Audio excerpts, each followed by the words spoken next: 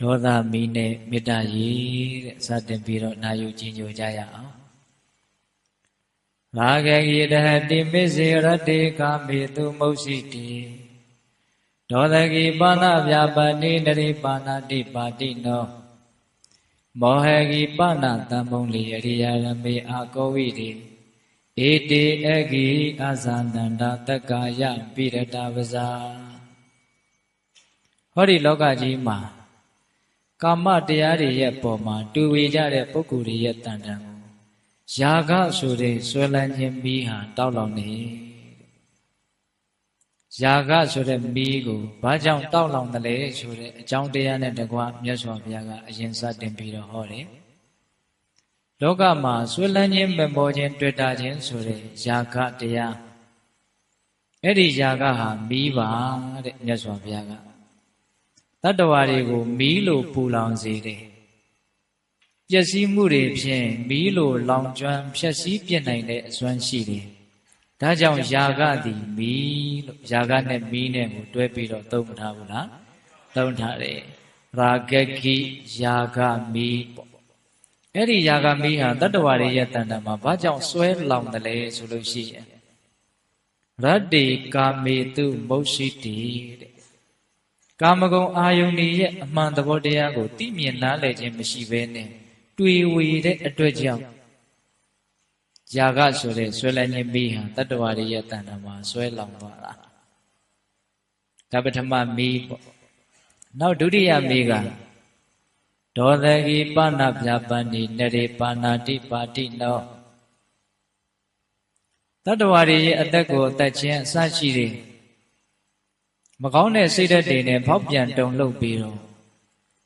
စိတ်ဓာတ်တွေဖောက်ပြန်ပြီးတော့အင်မတန်ကြမ်းတမ်းခက်ထန်တဲ့ပုဂ္ဂိုလ်တွေရဲ့တဏ္ဍာမှာဒေါသဆိုတဲ့ပြစ်မှားတဲ့မီးစွဲညှိပြီးတော့တောက်လောင်နေတဲ့ဒုတိယမီးဒေါသမီးအဲ့ဒီဒေါသဆိုတာလည်းပဲမီးတစ်မျိုးပါတတ္တဝါတွေကိုပူလောင်စေတယ်အကျိုးမဲ့တွေဖြင့်ပျက်စီးအောင်ဖျက်ဆီးပြစ်နိုင်တဲ့အစွမ်းလောင်ကျွမ်းပြစ်နိုင်တဲ့အစွမ်းရှိတယ်ဒါကြောင့်ဒေါသဟာလည်းမီးတစ်မျိုးပဲလို့ဒုတိယမြောက်ဒေါသကိဆိုပြီးဒေါသနဲ့မီးကိုတွဲပြီးတော့သုံးမထားဘူးလား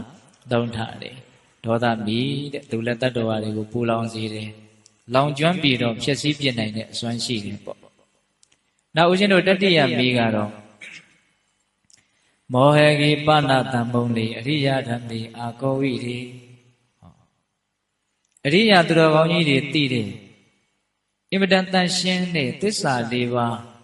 တရားမြတ်တွေကိုသိမြင်နားလည်ခြင်းလိမ္မာကျွမ်းကျင်ခြင်းမရှိရတဲ့ပုဂ္ဂိုလ်တွေရဲ့တဏ္ဍာကိုမောဟဆိုတဲ့မီးဟာဆွဲလောင်နေမောဟမီးမောဟဆိုတာလည်းမီးတစ်မျိုးပါတဲ့တတ္တဝါတွေကိုပူလောင်စေတယ်အကျိုးမဲ့တွေဖြင့်ပျက်စီးသွားအောင်ဖျက်ဆီးပြစ်နိုင်တဲ့အစွမ်းရှိတယ်မောဟမီးအဲ့ဒီမောဟဆိုတဲ့မီးကတော့ပေတပေါင်းသူတော်ကောင်းတို့လောင်မှမသိလောင်တဲ့မီးပေါ့ဆိုကြပါစို့ယာဂဆိုတဲ့မီးကတော့လောင်နေတယ်ဆိုရင်သိတာလေနော်ယာဂဆိုတဲ့ဆွဲလန်းမှုမီးဆင်းရဲတဲ့ပင်ပန်းနဲ့ပူလောင်နေကိုမြတ်နိုးတဲ့ကိုဆွဲလန်းနေကိုမြတ်နိုးရတဲ့ຢာတွေပျက်စီးတော့မဲ့အခါမျိုးမှာပို့ပြီးတော့ယာဂမီးဟာပြင်းပြင်းထန်ထန်ပူလောင်နေဆိုတာကိုသိလို့ရတယ်ဒေါသဆိုတဲ့မီးကလည်းပဲလောင်ကျွမ်းနေတဲ့အခိုက်အတန့်မှာကိုသူကတော့တိတိတာတာထင်ထင်ရှားရှားမီးရဲ့သဘောကိုပေါ်လွင်အောင်သူကပြနိုင်တယ်မောဟဆိုတဲ့မီးကြတော့ဒကာဓမ္မတို့ဦးဇင်းတို့တွေလောင်မှမသိလောင်ဒီမောဟမီးကတကယ်စင်စစ်ပို့လို့တောင်ကြောက်เสียကောင်းတယ်ဘာဖြစ်လို့လဲဆိုတော့ယာဂဆိုတဲ့ဆွဲလန်းခြင်းမီးဟာလည်းပဲမောဟမီးကိုအကြောင်းပြုပြီးတော့တောက်ရဒေါသဆိုတဲ့မကျေနပ်တဲ့မီးဟာလည်းပဲမောဟဆိုတဲ့မသိခြင်းမီးကိုပဲအကြောင်းပြုပြီးတော့တောက်ရတာဆိုလိုတာကမသိလို့သာလေဆွဲလန်းမှုဆိုတဲ့ယာဂမီးတောက်ကြတာမသိလို့သာလေမကျေနပ်ခြင်းဆိုတဲ့ဒေါသမီးတောက်ကြရတာတကယ်ကတော့ဒကာဓမ္မတို့ဦးဇင်းတို့မောဟမီးမတောက်အောင်တားနိုင်မယ်ဆိုရင်ယာဂမီးလည်းတောက်เสียအကြောင်းမရှိဘူးဒေါသမီးလည်းတောက်เสียအကြောင်းမရှိဘူးတကယ်စင်စစ်သဘာဝလောကကြီးထဲမှာသဘာဝတရားကြီးထဲမှာဆွဲလန်းเสียမမောเสียဆိုတာဘာမှရှိတာမဟုတ် သဘောတရားတွေပဲဖြစ်ပေါ်လာတဲ့အကြောင်းရှိတော့ဖြစ်ပေါ်လာကြတယ်ပြီးတော့ချုပ်ပြောက်သွားကြတယ်အဲ့ဒီအမှန်ကိုသိမယ်ဆိုလို့ရှိရင်ဆွဲလန်းခြင်းဆိုတဲ့ຢာဂမီတောက်ပါမလားမတောက်ဘူးခုတော့အဲ့ဒီအမှန်တရားကိုမသိတဲ့အတွက်ကြောင့်ဆွဲလန်းတရားလို့ထင်မိတဲ့အခါမှာဆွဲလန်းခြင်းဆိုတဲ့ຢာဂမီတောက်မလာဘူးလားတောက်လာတယ်ဟုတ်ရဲ့လားကဲတခါဥဒ္ဒင်းတို့ဒီသဘာဝတရားတွေထဲမှာမကျေနပ်เสียဆိုတာတကယ်တမ်းကရှိတာမဟုတ်ယုံတန်ဆိုတာသဘောလေးပဲသဘောလေးတဲ့ကောင်းဆိုးမရှိကောင်းဆိုးမရှိကြိုက်မုန်းမပေါ်ကြိုက်မုန်းမပေါ်ပြောပြမလို့စရှိသဖြင့်ဦးဇင်းတို့ဆရာကြီးဦးလက်သိန်းဟောထားတာကိုငယ်ငယ်တုန်းကကြားဘူးတယ်ပိဿတို့လည်းကြားဘူးပဲထင်ပါတယ်ယုံတန်ဆိုတာသဘောလေးပဲအဲ့ဒီသဘာဝတရားတွေထဲမှာတကယ်တမ်းကစိတ်တူစရာစိတ်ဆိုးစရာဆိုတာပါတာမဟုတ်ဖြစ်စရာအကြောင်းရှိလို့ဖြစ်လာတယ်ပြီးတော့ချုပ်ပြောက်သွားကြတယ်တကယ်လို့သာအဲ့ဒီအချက်ကိုသိမြင်နားလည်အောင်ကြိုးစားပြီးတော့မောဟမီးတောက်ကိုတောက်ခွင့်မရအောင်ငြိမ့်သက်နိုင်မယ်ဆိုရင်မကျေနပ်ခြင်းဆိုတဲ့ဒေါသမီးတောက်เสียအကြောင်းရှိပါမလားမရှိဘူးအဲ့တော့ဦးဇင်းတို့အကျဉ်းမြင်နားလည်အောင်ပြောရရင်မသိလို့သာဆွဲလန်းကြတာမသိလို့သာလည်းစိတ်တူကြတာအဲ့တော့ຢာဂမီးပဲဖြစ်ဖြစ်ဒေါသမီးပဲဖြစ်ဖြစ်မောဟမီးဆိုတာကိုအကြောင်းပြုပြီးတော့တောက်လောင်ကြရတာဆိုတာမထင်ရှားဘူးလားထင်ရှားတယ်ဒါကြောင့်မီးသုံးပါးထဲမှာမောဟမီးကအဓိကအရေးကြီးတဲ့အနေအထားမှာရှိမနေဘူးလားရှိနေတယ်အဲ့တော့ဒီမှာတော့မြတ်စွာဘုရားကအရိယဓမ္မေအာကောဝိတွေအရိယာတို့သိတဲ့အင်မတန်မြင့်မြတ်တဲ့တရားတွေကိုသိမြင်လိမ္မာကျွမ်းကျင်ခြင်းမရှိကြတဲ့ပုဂ္ဂိုလ်တွေရဲ့တန်တမှာမောဟဆိုတဲ့မီးတောက်တယ်လို့အကြောင်းတရားလေးနဲ့တကွာပြောထားတာအဲ့တော့မောဟမီးဆိုတာဘာလဲလို့ပြောရင်အကျဉ်းမြင်အဖြစ်ပြောရရင်တော့သစ္စာလေးပါးကိုမသိတာကိုမောဟမီးလို့ဆိုရတယ်ဘဝမှန်သမျှခန္ဓာမှန်သမျှဆင်းရဲဒုက္ခမျှတာပဲလို့လောကကြီးရဲ့ပထမအမှန်တရားကိုသိမြင်နားလည်မှုမရှိဘူးဆိုရင်အဲ့ဒါမောဟမီးတောက်တာကိုယ်ဘဝပဲဖြစ်ဖြစ်သူ့ဘဝပဲဖြစ်ဖြစ်ကိုယ်ခန္ဓာပဲဖြစ်ဖြစ်သူ့ခန္ဓာပဲဖြစ်ဖြစ်ဘု து ဘဝဘု து ခန္ဓာမျိုးမဆိုတကယ်စင်စစ်ဆင်းရဲဒုက္ခမျှတာလို့မသိဘူးဆိုလို့ရှိရင်အဲ့ဒါဘာမီးခေါ်မလို့မောဟမီးဒါပထမအမှန်တရားကိုမသိတာနော်နောက်ဦးဇင်းတို့လောကကြီးရဲ့ဒုတိယအမှန်တရားရှိတယ်သမုဒယသစ္စာပေါ့စာလို့ပြောရရင်နော်အဲ့ဒီဒုတိယအမှန်တရားကဘာလဲလိုချင်တယ်ရချင်တယ်ဖြစ်ချင်တယ်ဆိုတဲ့တဏှာလောဘသည်ဆင်းရဲဒုက္ခကိုဖြစ်စေတတ်တဲ့တရားဆိုတဲ့အချက်နော်ဒုက္ခဆိုတာလောဘကြောင့်ဖြစ်တာလို့သိရဆင်းရဲဒုက္ခတွေဟာလောဘကြောင့်ဖြစ်တာလို့မသိဘူးမမြင်ဘူးဆိုရင်အဲ့ဒါဘာမီးတောင်းမောဟမီးတောင်းတယ်ဟုတ်ရဲ့လားဒါကြောင့်ဆင်းရဲဒုက္ခတွေဟာသူ့ကြောင့်ဖြစ်တာလည်းမဟုတ်ဘူးငါကြောင့်ဖြစ်တာလည်းမဟုတ်ဘူးလိုချင်တယ်ရချင်တယ်ဖြစ်ချင်တယ်ဆိုတဲ့လောဘကြောင့်ဖြစ်တာလို့ဒုတိယအမှန်တရားကိုသိမြင်နားလည်အောင်ကြိုးစားဖို့မလိုဘူးလားလိုတယ်နောက်ဦးဇင်းတို့တတိယအမှန်တရားនិရောဓသစ္စာနိဗ္ဗာန်ဘာကိုပြောတာတော့နိဗ္ဗာန်ဆိုတာလောဘချုပ်ရာနိဗ္ဗာန်လို့ပြောတာတနည်းအားဖြင့်လောဘချုပ်ခြင်းတည်ပြီးနဲ့ဒုက္ခချုပ်ခြင်းပဲလောဘမချုပ်ဖဲနဲ့ဒုက္ခမချုပ်နိုင်ဘူးလောဘချုပ်မှဒုက္ခချုပ်တာလို့တတိယလောကကြီးရဲ့အမှန်တရားကိုនិရောဓသစ္စာကိုအဲ့လောက်လေးတော့သိမြင်နားလည်ထားဖို့မလိုဘူးလားလိုတယ်အဲ့ဒါကိုမသိဘူးဆိုရင်လည်းဘာလို့မောဟမီးဟောနောက်ဦးဇင်းတို့လောကကြီးရဲ့စတုထအမှန်တရားအဲ့ဒါကဘာလဲဆိုတော့မဂ္ဂင်၈ပါးအကျင့်မြတ်တရားတည်တာလေးဒုက္ခကိုချုပ်စေတဲ့တခုတည်းသောနိလန်းပဲလို့မဂ္ဂင်၈ပါးရဲ့ဒုက္ခချုပ်စေနိုင်စွမ်းအစွမ်းတတ္တိဂုဏ်ကြီးကိုသိမြင်နားလည်ရဟုတ်လားဒုက္ခချုပ်အောင်တခြားနည်းတွေနဲ့လုပ်လို့မရဘူးလောကကြီးမှာဒုက္ခချုပ်သွားစေတဲ့တခုတည်းသောနိလန်းဟာမဂ္ဂင်၈ပါးအကျင့်မြတ်တရားပဲလို့မဂ္ဂင်၈ပါးရဲ့စွမ်းရည်တတ္တိကိုသိမြင်နားလည်ဖို့မလိုဘူးလားလိုတယ်ဒီပြင်နည်းတွေဖြင့်ဒုက္ခချုပ်ဖို့အတွက်ဒကာဓမ္မတို့ဦးဇင်းတို့ဘုဒ္ဓသင်္သဘာဝကြိုးစားနေကြတာတွေတော့ရှိတာပေါ့ဟုတ်လားဘယ်နည်းနဲ့ပဲကြိုးစား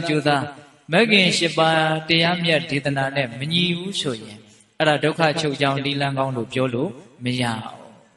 တော့လောကကြီးမှာဒုက္ခကိုတကယ်ချုပ်စေတာဟာမဂ္ဂင်၈ပါးအကျင့်မြတ်တရားတစ်ခုသာလည်းရှိတယ်လို့သိမြင်နားလည်မှသာလေမောဟမီးဟာငြိမ်းမယ်ပေါ့ဟုတ်လားအဲ့တော့ဦးဇင်းတို့ဒီသစ္စာလေးပါးတရားဒေသနာကိုသိမြင်နားလည်မှုမရှိတာကိုဘာခေါ်မလို့မောဟ အဲ့ဒါလို့မီးသုံးပါတတ္တဝါတွေရဲ့တဏ္ဍာမှာလောင်ကျွမ်းနေတယ်တဲ့မြတ်စွာဘုရားက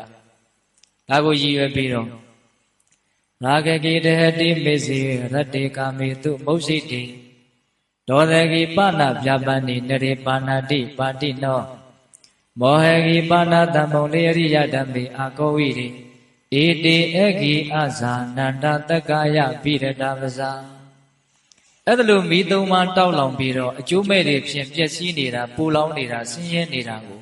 မတိကျမမြင်ကြတဲ့အတွက်ကြောင့်တတ္တဝါတွေဟာတက္ကာယဆိုတဲ့ဒီဒုက္ခတရားတွေရဲ့အပေါ်မှာပျော်မွေ့ပြီးတော့အကောင်းထင်ပြီးတော့ရစ်မှုပြီးတော့နေကြတာတဲ့ဟုတ်ရဲ့လားဒီမိတွေရဲ့တတ္တဝါတွေရဲ့ပေါ်မှာနှိမ့်ဆက်နိုင်စွာဆိုးနိုင်စွာကိုမသိတဲ့အတွက်ကြောင့်ဒကာဓမ္မတို့ဦးဇင်းတို့တွေဟာတက္ကာယဆိုတဲ့ဒီဘဝရဲ့ပေါ်မှာတွေ့တာမမောပြီးတော့ဆွဲလန်းပြီးတော့ရစ်မှုပြီးတော့ပျော်ပြီးတော့နေကြတာတက္ကာယဘိရတံပဇာဒါပြောတာနော်တကယ်စင်စစ်ဒီမီးသုံးပါးဟာဒကာဓမ္မတို့ဦးဇင်းတို့ရဲ့အပေါ်မှာပြင်းပြင်းထန်ထန်နှိပ်စက်နိုင်တယ်ပြင်းပြင်းထန်ထန်ပူလောင်စေတယ်မီးဆိုတဲ့အတိုင်းပဲပွားလာတဲ့သဘောရှိတယ်များလာတဲ့သဘောရှိတယ်မီးဆိုတဲ့သဘောအတိုင်းပဲကူးဆက်တဲ့သဘောလည်းရှိတယ်ဆိုကြပါစို့မီးတွေဟာဘလို့ကူးသွားလဲမီးတွေဟာဘလို့များလာတယ်ဘလို့ပွားလာတယ်ဆိုတာလေးနည်းနည်းလေးစဉ်းစားကြည့်မယ်ဟုတ်လားဦးဇင်းတို့ຢာကဆိုတဲ့ဆွလန်းခြင်းမီးဒေါသဆိုတဲ့မကျေနပ်ခြင်းမီးမောဟဆိုတဲ့တူဝီမိုက်မဲခြင်းမီးတွေလောင်ကျွမ်းလာပြီဆိုလို့ရှိရင်ဘယ်အထိမီးတွေဟာတက်ပြီးတော့လောင်ကျွမ်းနိုင်လဲဆိုတော့ဒုစရိုက်မီးဆိုတာကိုတက်ပြီးတော့လောင်ကျွမ်းနိုင်တယ်ຢာကဒေါသမောဟကိုအခြေခံပြီးတော့ပဲတတ်ခြင်းခိုးခြင်းကာမကိစ္စဖောက်ပြန်ခြင်းလိန်ညာပြောခြင်းအရှက်ရှိတဲ့ဝစီဒုစရိုက်တရားဒီလိုမကောင်းမှုတွေကိုပြုမိမှပြုံးမိမှဖြစ်တယ်ဆိုတာဆွဲလန်းလို့သာလျင်ကာယကံတွေဟာမှားကြတာဆွဲလန်းလို့သာလျင်ဝစီကံတွေမှားကြတာအဲ့ဒါလိုပဲမကျေနပ်လို့သာလျင်ကာယကံဝစီကံအမှုတွေမှားကြတာမဟုတ်လားဒါကြောင့်ပိဋကပေါင်းတော်ကောင်းတို့ဉာဏ်ရှိပါတယ်အလုံးဒါကိုနားလည်နိုင်ပါတယ်ຢာကဒေါသမောဟကိုအကြောင်းပြုပြီးတော့တတ္တဝါတွေဟာဒုစရိုက်မှုတွေဖြင့်မိုက်မဲပြီးတော့ဒုစရိုက်မီးတွေဆက်ပြီးတော့တောက်တာမရှိဘူးလားရှိတယ်ကမ္ဘာလောကကြီးဘာကြောင့်ပူလောင်နေသလဲဘာကြောင့်အန္တရာယ်တွေနဲ့ရောပြွန်းပြီးတော့စိုးရိမ်စရာအနေအထားမှာရှိနေတယ်ဆိုရင်အဲ့ဒီဒုစရိုက်မီးတွေတောက်နေလို့ကမ္ဘာလောကကြီးဟာမငြိမ်းချမ်းတာပေါ့အဲ့ဒီဒုစရိုက်မီးရဲ့အခြေခံဟာဘာဖြစ်နေတော့ຢာကဒေါသမောဟမီးဆိုတဲ့မီးသုံးပါးဟာဒုစရိုက်မီးရဲ့အခြေခံဖြစ်မနေဘူးလားဖြစ်နေတယ်နော်ຢာကဒေါသမောဟမီးတွေတောက်ပများလာရင်ဒုစရိုက်မီးတောက်เสียအကြောင်းမရှိဘူးလားရှိတယ်အဲ့ဒါလို့ဒုစရိုက်မီးတွေတောက်လာပြီဆိုလို့ရှိရင်အပယ်လေးပါးမီးဆိုတာဆက်ပြီးတော့တောက်တယ်အဲ့ဒါကတော့မီးထဲမှာအပြင်းဆုံးအဝီစီမီးပေါ့နော်ဒီထိသူကဆက်ပြီးတော့စွဲညှိသွားတာလောင်ကျွမ်းသွားတာဒါကိုမြတ်စွာဘုရားကရည်ရွယ်ပြီးတော့နော်ဘာဆက်ပြီးတော့ဟောတယ်လဲဆိုတော့ဒီຢာကဒေါသမောဟမီးတောက်တွေကိုအကြောင်းပြုပြီးတော့ငရဲမီးဆိုတာတောက်ရတယ်တဲ့တိဋ္ဌံမီးဆိုတာတောက်ရတယ်အပယ်လေးပါးမီးဆိုတာတောက်ရတယ်မီးတွေကူးသွားပုံကိုပိဋကပေါင်းတော်ကောင်းတို့နားလည်ကြတယ်နော်ຢာကဒေါသမောဟမီးကိုအကြောင်းပြုပြီးတော့ဒုစရိုက်မီးတောက်တယ်ဒုစရိုက်မီးကိုအကြောင်းပြုပြီးတော့အပယ်လေးပါးမီးတွေတောက်ကြတယ်ဒါနဲ့အဲ့ဒါလို့ဆိုတဲ့ဒီမီးသုံးပါးကိုဘယ်ပုံစံဘယ်နည်းလမ်းဖြင့်ငြိမ့်သက်ကြမလဲဆိုတာလေးအဲ့ဒါဒီဒေသနာမှာပဲမြတ်စွာဘုရားကအနှစ်ချုပ်ကလေးပြောထားတယ်ယေစရတ္တိတိဝါယုတ်တာသမ္မာသမ္ဗုဒ္ဓသာသနေတေနိဗ္ဗာပင်တိရာဂကိနိစ္စံအတုဝတေညိနောဒေါသကိပါဏမေတ္တာယနိဗ္ဗာပင်တိနရုတ္တမမောဟကိပါဏပညာယယာယံနိဗ္ဗေဒဂာမိနိအဓိပ္ပာယ်ကဘာပြောလဲဆိုတော့ဟောဒီဘုရားမြတ်စွာသာသနာရဲ့အတွင်းမှာငါသည်ဒီမိသုံးပါးကိုငြိမ့်သက်ဖို့ကြိုးစားမယ်ဆိုပြီးတော့လုံလဝရိယနဲ့အထုတ်နေတဲ့ပုဂ္ဂိုလ်တွေဟာတဲ့တေနိဗ္ဗာပင်တိရာဂကိနိစ္စံအတုပတင်ကြီးနောတဲ့ယာဂဆိုတဲ့မီးကိုအတုပဒီဟုသောအတုပဘာဝနာဒီဟုသောရေဖြင့်ငြိမ့်သက်ကြ၏တဲ့ဟောနီလန်ကလေးစရပြီနော်ဆွဲလန်းခြင်းဆိုတဲ့ယာဂမီးကိုဘာရေနဲ့ငြိမ့်သက်မယ်အတုပဘာဝနာဒီဟုသောရေဖြင့်ငြိမ့်သက်ကြအတုပဆိုတာပိဋကပေါင်းတော်ကောင်းတို့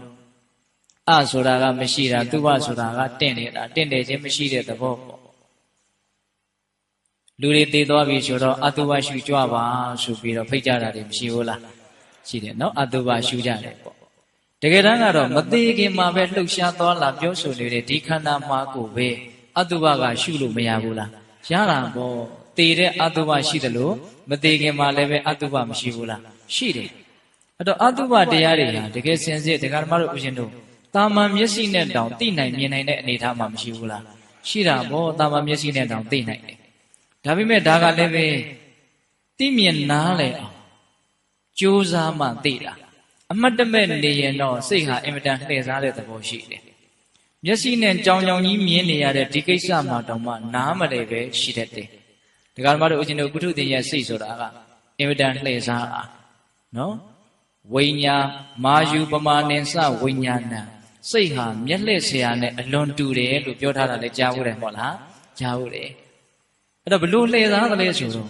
အတုပဆိုတာထင်ရှားပါလျက်နဲ့တုပလို့ထင်မိအောင်ထင်တာတွေမရှိဘူးလားရှိတယ်ဟိုဦးဇင်းတို့ကျမ်းဂန်တွေထဲမှာစိတ်ရဲ့လှည့်စားပုံကလေးကိုပြောထားတာတခုရှိတယ်ဟိုတပင်လုံးရဲနေအောင်ပွင့်နေတဲ့ပေါက်ပင်ကြီးတပင်ရဲ့အောက်မှာနော်တော်ကွေးတကောင်မြေကွေးတကောင်ကအဲ့ဒီပေါက်ပွင့်နေကိုအသားသေးတွေအသားခဲတွေလို့ထင်ပြီးတော့အောက်ကနေထိုင်ပြီးတော့မျောနေတယ်တဲ့အဲ့ဒါလေးတစ်ချက်ဝေးလိုက်တော့အဲ့ဒီရဲနေတဲ့ပေါက်ပွင့်နေတဲ့ကတပွင့်တလေအောက်ကိုပြုတ်ကျလာအဲ့ဒီမှာအသားတုံးတုံးတော့ပြုတ်လာပြီးဆိုပြီးတော့အတင်းပြေးပြီးတော့ဟတ်တယ်တဲ့အဲ့ဒီခွေးကဟတ်ကြည့်လိုက်တော့မှဟာငါထင်နိုင်တိုင်းဒါကအသားတုံးမဟုတ်ပဲကိုဘာမှစားမရတဲ့သုံးမရတဲ့အရာပဲလို့သူသိတယ်ဒါပေမဲ့ခွေးဆိုတော့စဉ်းစားဉာဏ်ကမရှိတော့အောက်ကျလာတာတဲ့နာအသုံးမကျတာနဲ့တူရဲ့အပေါ်မှာရှိတာတွေကတော့အသားတွေပဲနဲ့တူရဲ့လို့ဆက်ပြီးတော့အထင်မှားပြီးတော့မျောနေပြန်တာပဲတဲ့တကယ်ဆိုရင်တော့ဒီအပွင့်ကျလာတဲ့ဒါဟာသုံးမရတဲ့အရာလို့သိမယ်ဆိုရင်အပေါ်ရဟာတွေလည်းဒီတိုင်းနေမှာပဲလို့သိစရာမကောင်းဘူးလားကောင်းတယ်သို့တော်မြေခွေးကတော်ခွေးကအဲ့လိုသိသလားမသိဘူးအဲ့လိုပဲပုထုဇဉ်တတ္တဝါတွေဟာလည်းပဲခန္ဓာကိုယ်ကပြုတ်ကျလာတဲ့အရာတွေကိုသာတည်းဒါဟာမတင့်တယ်တဲ့အရာတွေရွှန်ရှားဖွယ်ရာတွေဆက်စုပ်ဖွယ်ရာတွေလို့ထင်ကြတာတဲ့ခန္ဓာကိုယ်ပေါ်မှာတွဲကပ်နေတဲ့အချိန်မှာတော့အဲ့ဒါကိုမတင့်တယ်တဲ့အရာဆက်စုပ်เสียရလို့မထင်ကြဘူးတဲ့ဟုတ်တယ်ဗျနော်သွေးတွေဘာတွေထွေးပြီးပြီဆိုရင်လက်နဲ့ဘာနဲ့ထိကျင်သလားစိတ်ထဲမှာဒါရွှန်เสียရပဲဆက်စုပ်เสียရပဲလို့သိတယ်ဒါပေမဲ့ကိုယ်ပါဇက်ထဲကသွေးကိုတော့မြင်ရင်ဖြစ်ရင်မျိုးချနေတာပဲလေရွှန်ရကောင်းမှသိသလားတကယ်တမ်းကဒီသွေးနဲ့အောက်ထွေးလိုက်တဲ့သွေးဟာအတူတူပဲမဟုတ်လားဘာမှကာလကွာသေးတာကိုထွေးပြီးချင်းကိုမကြည့်ချင်ဘူးအဲ့ဒီဥစ္စာကိုဒါပေမဲ့ပါဇက်ထဲဟာကျတော့ရွှန်ရကောင်းမှမသိဘူးဟုတ်လားအဲ့ဒါလိုပဲခေါင်းကဆံပင်ခေါင်းပေါ်မှာနေတော့တသားသားနဲ့လှည့်သားပုံကလေးတွေကိုပြောတာပါထမင်းကွက်တဲ့ဟင်းကွက်တဲ့ရောက်သွားရင်တော့ထမင်းစားတောင်တချို့ပြက်တယ်လို့ဆိုတယ်ဘလို့ဖြစ်သွားတယ်တော့မသိဘူးဟုတ်လားတကယ်ဆိုရင်အောက်ကဟာယွန်းတယ်ဆိုရင်ဘောဟာလည်းယွန်းဖို့ကောင်းတာပေါ့နော်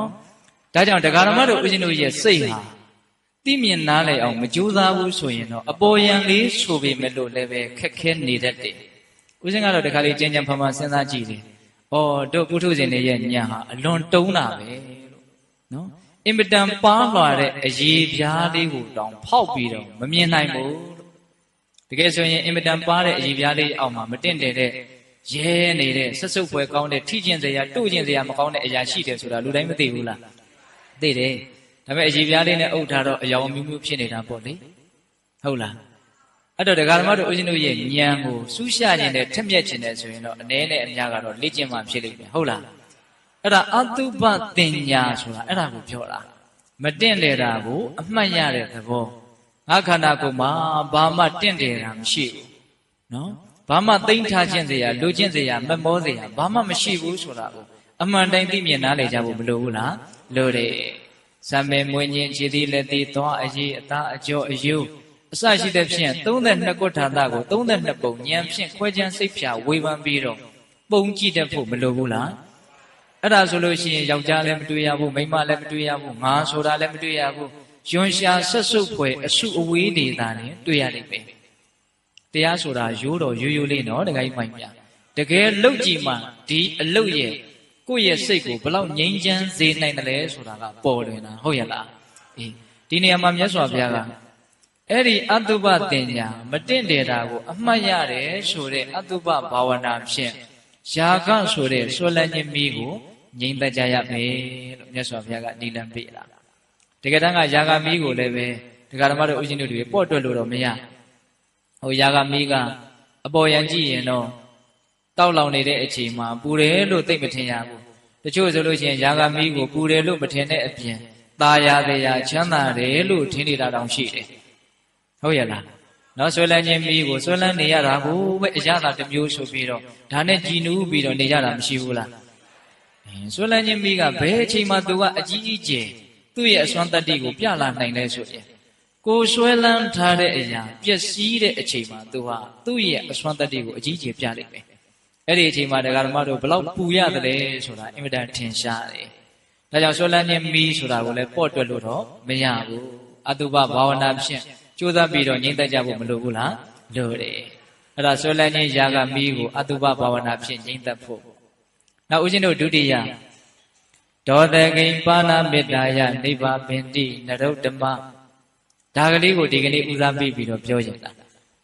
ဒေါသကိဉ္ပါဏမေတ္တာယနိဗ္ဗာပင်တိနရုတ္တမဒေါသဆိုတဲ့မိကိုမေတ္တာတည်းဟူသောရေဖြင့်ငြိမ့်သက်ဖို့ကြိုးစားရမယ်လို့မြတ်စွာဘုရားကဒုတိယနိလန်းကိုဆက်ပြီးတော့ညွှန်ကြားတပိဿပေါင်းတော်ဟောင်းတို့တရားကောင်းစဉ်ပေးထားတာကဘာတဲ့တော့ဒေါသမီးနဲ့မေတ္တာရေလို့တရားကောင်းစဉ်ပေးထားတာနော်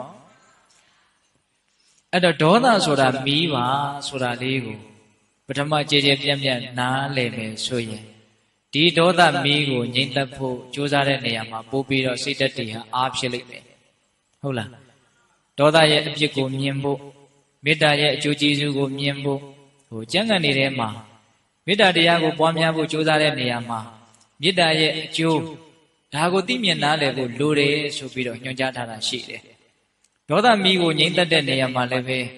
ဒေါသရဲ့အပြစ်တွေကိုတတ်နိုင်သမျှမြင်ဖို့ကြိုးစားရမယ်ဆိုတာကိုလည်းမြတ်စွာဘုရားညွှန်ကြားထားတာရှိတယ်ဒါကြောင့်ပိဋကပေါင်းတော်ကောင်းတို့ဒေါသမီးကိုမေတ္တာရေဖြင့်ငြိမ့်သက်ဖို့ကြိုးစားတဲ့နေရာမှာကြိုးစားခြင်းစိတ်ပုံမထက်တန်လာအောင်ဒေါသဆိုတဲ့မီးရဲ့တတ္တဝါတွေရဲ့ပုံမှာအင်မတန်ဆိုးနိုင်တဲ့အစွမ်းတတ္တိတွေကိုတတ်နိုင်သမျှနားလည်ထားကြဖို့ကြာဘူးနာဝရှိထားကြဖို့တော့လိုမယ်လို့ထင်တယ်ဟုတ်ရဲ့လားဒါကြောင့်ဦးဇင်းတို့အင်္ဂုတ္တပါဠိတော်မှာလာရှိတဲ့ကောဒနာသုတ်တံဆိုတာကိုအခြေခံပြီးတော့ဒေါသဆိုတာတတ္တဝါတွေကိုဘလောက်နှိပ်စက်နိုင်တယ်လဲဘလောက်အကျိုးမဲ့ဖြင့်ပျက်စီးအောင်ဖျက်ဆီးနိုင်တယ်လဲဆိုတာလေးကိုပြောကြည့်မယ်ဟုတ်လားကောဒနာသုတ်တံမှာမြတ်စွာဘုရားကဒေါသတရားဟာဘလောက်ဆိုးဝါးသလဲဒေါသရဲ့အပြစ်တွေဟာဘလောက်များသလဲဆိုတာကိုတစ်ဖက်လှည့်ကလေးနဲ့မြတ်စွာဘုရားဟောထားတယ်အဲ့ဒီသုတ်တံမှာဒေါသရဲ့အပြစ်ကို9မျိုးလောက်မြတ်စွာဘုရားဟောထားတယ်သိလားဒေါသရဲ့အပြစ်ကိုဘယ်နှမျိုးလောက်ဟောထားတယ်9မျိုးလောက်ဟောထားတယ်အဲ့ဒီသုတ်တံကိုဦးဇင်းတို့ညောင်လေးပင်တော်ဝါစတော်ကြီးကလင်္ကာလေးတစ်ပုတ်စီပြီးတော့ပြည့်ပြည့်စုံစုံအတူချုပ်ပြီးတော့ပြောထားတယ်နော်အချက်လက်တွေအကုန်ပါတယ်ဒါပေမဲ့လင်္ကာလေးတစ်ပုတ်ထဲနဲ့ပြောထားတာအဲ့ဒီလင်္ကာလေးကိုရွတ်ပြီးတော့ဦးဇင်းတို့ရှင်းပြမယ်နော်အယုတ်ဆိုးစီတွေ့စီဆင်းရဲကိုကြိုးနေ၍ပြက်ကွက်စီစိမ်ချွေရမိန်လည်းရဲ့မိတ်ဆက်ပြက်လက်အပဲဖြစ်9ရန်သူကြိုက်ဒါကလေးမများဘူးသိလားဒီလင်္ကာလေးကတော့ပြီးရင်ပိဿပေါင်းတော်ကောင်းတို့ရသွားကြမယ်လို့ဦးဇင်းကထင်ပါတယ်ဦးဇင်းကထက်ချီတလဲလဲရွတ်ပြီးတော့ပြောမှာနော်ပြီးလို့ရှိရင်အဲ့ဒါအလွတ်ဆိုကြည့်ရမယ်ဟုတ်လားအယုတ်ဆိုးစီတွေ့စီဆင်းရဲကိုကြိုးနေ၍ပြက်ကွဲစီစိမ်ချွေရမိန်လည်းရဲ့မိတ်ဆက်ပြက်လက်အပဲဖြစ်9ရန်သူကြိုက်လောကကြီးမှာကိုယ့်ရဲ့ရန်သူတွေကိုမုန်းနေတဲ့သူတွေသဘောကျသွားသည်မဲ့အချက်9ချက်ကိုဒေါသကဖြစ်အောင်လုပ်လိုက်တယ်တဲ့ဒေါသရဲ့အပြစ်ကိုတစ်ဖက်လက်လေးနဲ့ပြောပြတာမြတ်စွာဘုရားကပထမဒေါသရဲ့အပြစ်ကဘာလဲဆိုတော့အယုတ်ဆိုးစေတဲ့ဒေါသဖြစ်လာပြီဆိုလို့ရှိရင်ရုပ်ရည်ပျက်စီးသွားတယ်သိလားပင်ကိုယ်ကကြည့်ကောင်းရှုကောင်းတဲ့ရုပ်ရည်ရှိတဲ့ပုဂ္ဂိုလ်ပင်ဖြစ်တော်လည်းပဲဒေါသဖြစ်နေတဲ့အခိုက်အတန့်မှာတော့ကြည်ကျင့်စရာမြင်ချင်းစရာမကောင်းတော့တော်အံ့ဩစရာကောင်းတယ်နော်ဒေါသရဲ့အစွမ်းတတိက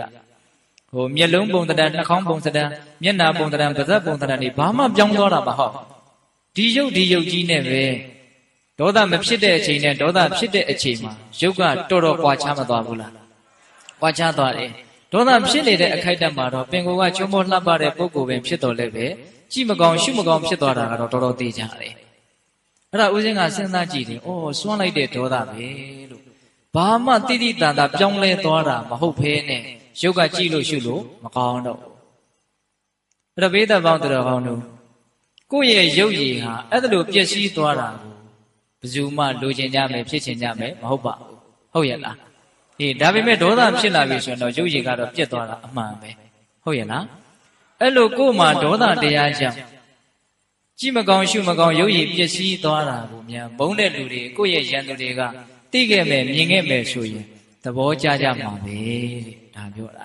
ဟုတ်လားကိုကတော့ရန်သူတွေမုန်းတဲ့လူတွေကိုသဘောကျသိခြင်းနဲ့စိတ်ပဲရှိပါမလို့သို့တော့ဒေါသကမုန်းတဲ့လူတွေကိုယ့်ရဲ့ရန်သူတွေသဘောကျအောင်လုပ်ပေးလိုက်တယ်လို့ပြောတာဟုတ်ရဲ့လားဒါကြောင့်ပထမဒေါသရဲ့အပြစ်တီဘာလဲဆိုလို့ရှိရင်ရုပ်ရည်ပျက်စီးအောင်ဖြက်စီးပြစ်တဲ့အစွမ်းတတိရှိတဲ့အဖြစ်နော်ဒီနေရာမှာပိဋကပေါင်းတော်ကောင်းတို့ဒေါသတရားရုပ်ရည်ကိုဖြက်စီးတယ်ဆိုတာကပြစ္ဆုတ်ပံဖြစ်နေတဲ့အခိုက်အတန့်မှာရုပ်ရည်ပျက်စီးတာကိုရည်ရွယ်ပြောတာတန်တရားအဆက်ဆက်ဘဝတိုင်းမှာဆိုးဝါးတဲ့ရုပ်ရည်ကိုဘာကြောင့်ရတယ်လဲဆိုတဲ့အပိုင်းမှာလည်းပဲဒီဒေါသကိုပဲမြတ်စွာဘုရားဟောထားနော်ပိဋကပေါင်းတော်ကောင်းတို့လူချင်းတူပေမဲ့လို့ရုပ်ရည်ချင်းတူရသလားမတူဘူးပုံစံမျိုးမျိုးနဲ့ဟုတ်လားပုံစံမျိုးမျိုးနဲ့နော်အဲ့ဒီမှာတချို့ရုပ်ရည်ဟာကြည့်လို့ကောင်းတယ်တချို့ရုပ်ရည်ကကြည့်လို့မကောင်းဘာကြောင့်အဲ့လိုကြည့်မကောင်းရှုမကောင်းရုပ်ဆင်းအင်္ဂါဆိုးဝါးတာလဲဆိုရင်ဒေါသကြောင့်ဆိုးဝါးတာတဲ့မြတ်စွာဘုရားဟောထားတာဘေးတို့ကြားဘူးတယ်မဟုတ်လားဟိုဦးဇင်းတို့သုလကမ္မဝိပင်္ဂသုတ်တံပါလေသူဘလူလင်ကမြတ်စွာဘုရားကိုလာမေးလို့ဖြေထားတာဘေးတို့ကြားဘူးတယ်နော်ဟိုမြတ်စွာဘုရားလက်ထက်ကတောရိယပုံနာကြီးဆိုတာရှိတယ်နော်ဒီဇလန်လေးကလူတိုင်းလူကြားဘူးပါလေနော်အသက်ရှင်တန်နေထိုင်စဉ်တွင်မှာလည်းပဲမြတ်စွာဘုရားကိုသူကမကြည်ညိုဘူးနောက်တော့သေပြီးတဲ့နောက်သူသားရဲ့အိမ်မှာပဲခွေးကလေးဖြစ်တယ်အဲ့ဒါမြတ်စွာဘုရားဆွမ်းခံကြွလာတော့မြတ်စွာဘုရားကိုဟောင်းတယ်အဲ့ဒီမှာမြတ်စွာဘုရားကသင်ဟာလူဘဝတုန်းကလည်းပဲငါ့ကိုဂေါရမနဲ့ရင့်ရင်တီးတီးခေါ်ဝေါ်သုံးနှုံးခဲ့တာအခုခွေးဖြစ်တော့လေဟောင်းမြန်ပြီသင်မကြခင်အဝေကြီးရောက်လိမ့်မယ်လို့မြတ်စွာဘုရားကအဲ့ဒါလိုအမိန့်ရှိတော့သူ့ဘလူလင်ကအဲ့ဒီစကားကိုအစီကံတွေကနေတဆင့်ကြားတော့ယဟန်ဂေါရမစကားကိုပောက်ကြရပြောတယ်ငါအဖေသေးလို့မြမဖြစ်နေတာကိုခွေးဖြစ်တယ်ဆိုပြီးတော့ပါဇက်ထဲတွေ့ကြမြလျှောက်ပြောတယ်ဆိုပြီးတော့အဲ့ဒါစိတ်တူပြီးတော့မြတ်စွာဘုရားကိုသွားပြီးတော့မှုသာဝါဒနဲ့ဆွဆွဲတာအဲ့ဒီမှာမြတ်စွာဘုရားကသင်မယုံဘူးဆိုလို့ရှိရင်တဲ့အဲ့ဒီခွေးကလေးကိုဒုက္ခနာထမင်းကျွေးပြီးတော့ခွေးလေးအိတ်ချင်မုံဝါဖြစ်နေတဲ့အချိန်မှာကြောကိုပုတ်ပြီးတော့အဲ့ဒီခွေးကလေးကိုအဖေလို့ခေါ်တဲ့ဟုတ်လားခေါ်ပြီးရင်အဖေကျုပ်မသိအောင်မြုပ်ထားတဲ့ပစ္စည်းဥစ္စာ၅မျိုးရှိတယ်အဲ့ဒါဘယ်နှမြုပ်ထားတယ်လဲပြပါလို့ပြောရင်အဲ့ဒီခွေးလေးကမြုပ်ထားတဲ့နေရာတွေကိုလက်နဲ့ရက်ပြီးတော့ပြလိုက်မယ်တဲ့မြတ်စွာဘုရားကအတိအကျလမ်းညွှန်တာနော်အဲ့ဒါလိုပြောတော့သူ့ဘလူလင်ကကောင်းပြီတကယ်လို့ပြောတဲ့အတိုင်းမဟုတ်ရင်မှုသာဝါဒနဲ့အတိအလင်းဆွဆွဲမယ်ဆိုပြီးတော့မြတ်စွာဘုရားခိုင်းတဲ့အတိုင်းသူလုပ်တယ်အဲ့ဒီမှာခွေးလေးကမြုပ်ထားတဲ့ပစ္စည်းတွေကိုမပြဘူးလားပြတယ်အဲ့ဒီတော့မှယဟန်ဂေါရမဟာဘဝတစ်ပါးဖြင့်ဖုံးကွယ်ထားတာကိုတောင်သိနိုင်မြင်နိုင်တဲ့ဉာဏ်ရှိတယ်ဆိုပြီးတော့သူကြည်ညိုသွားတယ်ပေါ့အဲ့ဒီမှာဒုတိယအကြိမ်မြတ်စွာဘုရားထံသွားတော့သူပြဿနာတွေကိုတည်ဆောင်ပြီးတော့သွားတာပါအဲ့ဒါကဘာလဲဆိုတော့လူချင်းတူပြီးတော့ရရှိထားတဲ့အကျိုးရလဒ်ချင်းမတူကြတာဘာကြောင့်လဲပေါ့တချို့အသက်ရှည်တယ်တချို့အသက်တိုတယ်တချို့ယောဂများတယ်တချို့ယောဂနေတယ်တချို့ရုပ်လှတယ်တချို့ရုပ်ကမလှဘူးဟုတ်လားအဲ့ဒီမှာမြတ်စွာဘုရားကရုပ်လှခြင်းရုပ်မလှခြင်းရဲ့အကြောင်းကိုဒေါသအာကြီးခြင်းမေတ္တာအာကြီးခြင်းကိုမြတ်စွာဘုရားကဟောထားတာမေတ္တာအာကြီးတဲ့ပုဂ္ဂိုလ်တွေဖြစ်လျက်ဘဝမှာရုပ်လှမယ်ပေါ့နော်ဒေါသအာကြီးတဲ့ပုဂ္ဂိုလ်တွေဖြစ်လျက်ဘဝမှာရုပ်ဆိုးမယ်ပေါ့အဲ့ဒါဘေးသက်ပေါင်းတော်ကောင်းတို့ဒေါသသည်ဖြစ်နေတဲ့အခိုက်အတန့်မှားတာနဲ့ရုပ်ရည်ကိုပျက်စီးနေတာမဟုတ်ဘူးရောက်ရဘဝရရခန္ဓာမှာရုပ်ရည်ကိုပျက်စီးစေလိမ့်မယ်ဟုတ်ရဲ့လားဒါကြောင့်ဒေါသရဲ့ပထမအပြစ်ဗါတဲ့တော့အယုတ်ဆိုးစေလို့ဆောင်းဘုတ်ကအဲ့လိုပြောထားတယ်နော်အယုတ်ဆိုးစေတွေ့စေဆင်းရဲ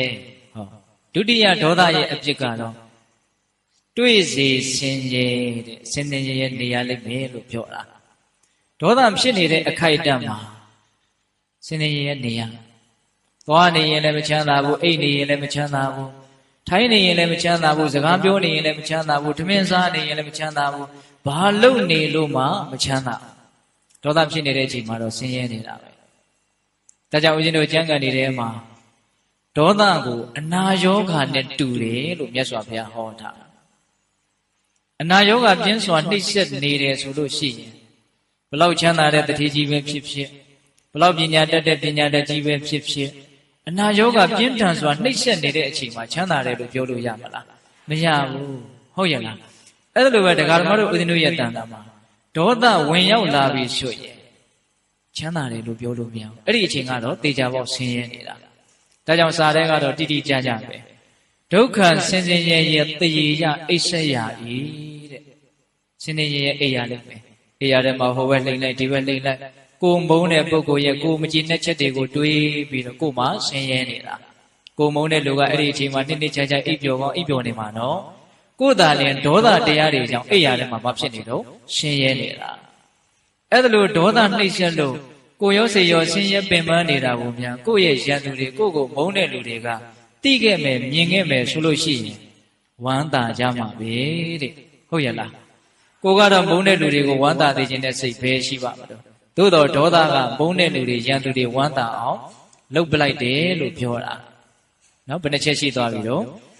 နှစ်ချက်ရှိသွားပြီအယုတ်ဆိုးသည်တွေ့သည်ဆင်းရဲကိုကြိုးနေ၍တဲ့နံပါတ်3အဖြစ်ကဒေါသဖြစ်လာလို့ရှိရင်ကိုကြိုးကြီးနေတတ်တယ်ဒီကရမတို့ဦးဇင်းတို့လောကကြီးမှာအကြီးအကျယ်ဆင်မပြေတာတွေတွေ့လာပြီဆိုရင်ဟဲကိုကြိုးကြီးတော့နဲပါပြီလို့ပြောကြတာမရှိဘူးလားရှိတယ်ဒီမှာမြတ်စွာဘုရားကဒေါသဖြစ်ပြီဆိုရင်တော့အဲ့ဒါကိုကြိုးနေတတ်တယ်တဲ့ဒါကိုဦးဇင်းတို့မင်းကွန်းဆရာတော်ဘုရားကြီးကလင်္ကာလေးစီထားတယ်ပညာကိစ္စအဝါဝ၌ကောတာလွှမ်းမှုအမျက်ဆိုးကြောင့်ကျိုးရှိကိုပင်ကျိုးမဲ့တင်လျက်ကျိုးပင်ရှိလက်မရှိမှတ်၍ချွတ်ချော်ပညာကျိုးမများသည်လုပ်ငန်းကိန်းကံကိစ္စတွေအဝါဝတွေကိုပြုလုပ်ကြတဲ့ဆောင်ရွက်ကြတဲ့နေရာမှာဒေါသဆိုတဲ့အမျက်ကောတာလွှမ်းမိုးလာပြီဆိုလို့ရှိရင်တဲ့ကျိုးရှိကိုပင်ကျိုးမဲ့တင်လျက်အကျိုးရှိတာတွေကိုအကျိုးမရှိဘူးလို့ထင်တတ်တယ်ကျိုးပင်ရှိလက်မရှိမှတ်၍ချွတ်ချော်ပညာကျိုးမများသည်တဲ့အကျိုးရှိတာတွေကိုလည်းအကျိုးမရှိဘူးလို့ထင်တတ်တယ်အကျိုးမရှိတာတွေကိုလည်းအကျိုးရှိတယ်လို့ထင်တတ်တယ်အဲ့ဒါလိုဉာဏ်မြင်နေမှောင်မှပြီးတော့လုံးမိလို့ရလို့ပြောမိပြောရတယ်ပြောပြီးတော့အကျိုးကြီးကောင်းကောင်းနေတတ်တယ်တဲ့ဟုတ်ရဲ့လားဒါကြောင့်ပိဋကပေါင်းတော်ကောင်းတို့ဒေါသဖြစ်လာပြီဆိုလို့ရှိရင်ဉာဏ်တွေကတုံးသွားတာအမြင်တွေကဖောက်ပြန်သွားတာအဲ့ဒီအချိန်မှာလုံးမိလို့ရပြောမိပြောရသွေးယူသွေးတတ်တဲ့လှုပ်ပြောပြီးတော့မှသာเนี่ยဒုက္ခအကြီးကြီးဖြစ်ကြတာဟုတ်ရဲ့လားဒါကြောင့်ပိဋကပေါင်းတော်ကောင်းတို့ဒေါသတွေတတ္တဝါတွေကိုအကျိုးမဲ့ဖြစ်နေဖြစ်စီနိုင်တယ်အကျိုးနည်းစေတတ်တယ်ဒီသုတ်တန်ရဲ့နောင်နာလေးမှာပြောထားတာလေအလွန်သဘောကျတယ်ဦးဇင်ကဒေါသတရားဟာဒေါသဖြစ်လာပြီဆိုလို့ရှိရင်အင်မတန်ခက်ခဲတဲ့ကိစ္စတွေဟာအလွန်လွယ်ကူသလိုဖြစ်သွားတယ်တဲ့သိလားဘာပြောတာတော့ဆိုတော့ဒေါသမဖြစ်တဲ့အချိန်မှာမလုံရဲတဲ့အမှုကိုဒေါသဖြစ်တဲ့အချိန်မှာလွယ်လွယ်လေးလုပ်ရဲတယ်ဒါပြောတာနော်ဒေါသမဖြစ်တဲ့အချိန်မှာမပြောရဲတဲ့ခက်ခက်ခဲခဲပြောရမယ့်ကိစ္စဒေါသဖြစ်နေတဲ့အချိန်မှာလွယ်လွယ်ကူကူပြောရဲတယ်ပြီးမှသာလေအကိတထောဝတပ္ပတိမီးလောင်ခံရတဲ့လူလိုပူလောင်ကြတာတဲ့နော်ဒီကမ္ဘာတို့ဦးဇင်းတို့ပုထုဇဉ်တွေမှာအဲ့ဒီတိုင်းမသွားဘူးလားသွားတယ်နောက်ဒေါသဖြစ်လာပြီဆိုလို့ရှိရင်ငါကတော့ပြောလိုက်ရမှကျင်တတ်ငါလုပ်လိုက်ရမှကျင်တတ်မယ်ဆိုပြီးတော့အင်မတန်ခက်ခဲတဲ့ကိစ္စတွေကိုလွယ်လွယ်ကူကူပြောဆိုလောက်ကင်ပြီးတော့ပြီးမှသာမျက်ရည်နဲ့မျက်ခွက်ဖြစ်ကြတာနော်ဟုတ်ရဲ့လားဒါကြောင့်ပိဋကပေါင်းတော်ကောင်းတို့ဒေါသဖြစ်လာပြီဆိုလို့ရှိရင်ဉာဏ်မြင်နေမှောင်မှလုံးမိလို့ရလို့ပြောမိပြောရပြောပြီးတော့အကျိုးကြီးကောင်းကောင်းနေတတ်တယ်တဲ့အဲ့ဒါလို့ဒေါသကြောင့်ကိုယ်မှအကျိုးနေတာကိုမျက်မုန်းတဲ့လူတွေကမြင်မယ်သိမယ်ဆိုရင်ဘာဖြစ်ကြမလို့ဝမ်းသာကြလိမ့်မယ်တဲ့ဒါပြောတာဘယ်နှချက်ရှိပြီတော့၃ချက်ရှိသွားပြီနော်အယုတ်ဆိုးစေတွေ့စေဆင်းရဲကိုကြိုးနေ၍ပြက်ကွဲစီစေဟောစီးစိမ်ဥစ္စာတွေပျက်စီးသွားတဲ့ဒေါသအာကြီးလို့ရှိရင်နော်ဒေါသတစ်ချက်ထွက်ပြီးတော့ပြုမိမှပြုံးမိမှဖြစ်ပြီးတော့တချို့ယုံကကနာရောက်အမှုတွေပါတွေဖြစ်ပြီးတော့စီးစိမ်ဥစ္စာတွေအလုံးနဲ့အရင်နဲ့ပျက်စီးဆုံးရှုံးသွားတာတွေမရှိဘူးလားရှိတယ်နော်ဒေါသအာကြီးလို့အပြောမှအပြုမှတစ်ချက်ကြောင့်တချို့စီးစိမ်ပြတ်သွားတဲ့လူတွေရှိတယ်တချို့ဘဝပါပြတ်သွားတဲ့လူတွေတောင်ရှိတယ်ဟုတ်ရဲ့လား ဘုဒ္ဓလောကဦးဇင်းတို့အင်းစိန်ထောင်ထဲမှာသွားပြီးတော့တရားဟောဖြစ်တယ်အဲ့ဒီထဲမှာထောင်သားတွေအကျဉ်းသားတွေ8000ကျော်လောက်ရှိတယ်အသက်80ကျော်တွေတောင်ပါတယ်အဲ့ဒါဦးဇင်းတစ်ချက်စဉ်းစားမိတာဒီလူတွေတဲကအများစုကတော့ဒေါသခိုင်းတာကိုလုံမိလို့ဒေါသခိုင်းတာကိုပြောမိလို့ဒီတဲကိုရောက်လာကြတာနဲ့တူတယ်လို့ဦးဇင်းကစဉ်းစားမိတယ်မိတ္တတို့ထောက်ခံလားမသိဘူးစဉ်းစားကြည့်နော်ဒေါသရဲ့လက်ချက်ကြောင့်များသောအားဖြင့်အဲ့ဒါလို့ဘဝတွေပြက်ကြတာစီးစိမ်တွေပြက်ကြတာဟုတ်ရဲ့လားဟိုဦးဇင်းတို့ဒေါသဖြစ်လာပြီဆိုလို့ရှိရင်ခက်ခက်ခဲခဲကိစ္စတွေဟာလွယ်လွယ်ကူကူဖြစ်ပြီးတော့စီးစိမ်ပြက်သွားတာတွေဘဝပြက်သွားတာတွေကိုပြောမယ်ဆိုရင်ပြောတဲ့အရာတွေအများကြီးရှိတာပေါ့မဟာကြီးဆိုတော့ဘုရားကြီးဟောထားတာလေးတခုအမှတ်ရတယ်လွန်ခဲ့တဲ့1962ခုနှစ်ကပသိမ်ကြီးမြို့နယ်ထဲမှာဒဟတောဆိုတဲ့ရွာရှိတယ်အဲ့ဒါတကာကြီးရဲ့နာမည်ကဦးအေးတဲ့သူ့မှာသမီးလေး2ယောက်ရှိတယ်မတ်ကြီးတဲ့မတ်ကြီးတဲ့အဲ့ဒါဓမ္မကြီးဆုံးသွားတော့ဒီသမီးလေး2ယောက်ကိုပြုစုကျွေးမွေးပြီးတော့နေတာပေါ့လေအဲ့ဒါသမီးအကြီးကအသက်20ကျော်အငယ်မလေးကအသက်กว่าတယ်12ကျော်12နှစ်ပဲရှိသေးတယ်အဲ့ဒါဆေးလိတ်လိတ်ပြီးတော့သူတို့ကအသက်မွေးဝမ်းကြောင်းမှုပြုရတယ်အဲ့ဒါတနေ့တော့ညီမ2ယောက်အိမ်အောက်မှာထိုင်ပြီးတော့ဆေးလိတ်လိတ်နေရင်းနဲ့အမဖြစ်တဲ့လူကညီမကိုခေါ်တယ်ဘယ်ခေါ်တာလဲဆိုတော့ရွာဦးเจ้าမှာအငိမ်မွဲရှိတယ်သွားကြည့်ရအောင်လို့ခေါ်တာအဲ့တော့ညီမဖြစ်တဲ့လူကမလိုက်ချင်အဲ့တော့မဖြစ်တဲ့လူကခေါ်တာမလိုက်ရကောင်းလားဆိုပြီးတော့ဆဲတယ်အဲ့ဒီမှာညီမကလည်းသူ့ကိုဆဲတာဆိုတော့ပြန်ဆဲတာပေါ့အဲ့ဒီမှာအမကကိုယ့်ကိုဆဲရကောင်းလားဆိုပြီးတော့စိတ်တူပြီးတော့စိတ်လိတ်လေးရင်းဆိုတော့ဘန်းထဲမှာကတ်ကြီးကလည်းရှိနေတာကိုအဲ့ဒါကတ်ကြီးနဲ့ဒီညီမလေးကိုပြစ်ထည့်လိုက်အဲ့ဒါကန်ဆိုးရင်တော့ဝဲဘက်ရင်အောင်မို့ကိုကတ်ကြီးကသွားဆိုင်အဲ့ဒီကျမှဟာငါဘာတွေလုံးမိပါလဲတခါလေသူယူတန်ယူနဲ့သွားပြီးတော့ညီမလေးကိုဖွေတယ်အဲ့ဒါညီမလေးဟာသူ့လက်ထဲမှာပဲသွေးတွေစီးကြပြီးတော့ပွဲချင်းပြီးတေးရှာတယ်နော်အဲ့ဒါဒီညီမလေးရဲ့အလောင်းကိုပိုက်ပြီးတော့သူကိုယ်တိုင်ပဲအဖမ်းခံပါတယ်အဲ့ဒီအမကအဲ့ဒါစဉ်းစားကြည့်သူ့မှာထောင်နေတဲ့ကြာရတယ်ဖေးကြီးမှလည်းပဲသမီးလေး2ယောက်ရှိတာ1ယောက်ကဆုံးတယ်1ယောက်ကထောင်ထဲမှာနေရဒီအမဟာလွတ်လာပြီဆိုရင်လည်းပဲစိတ်ချမ်းသာမှုရဖို့ဆိုတာမလွယ်ဘူး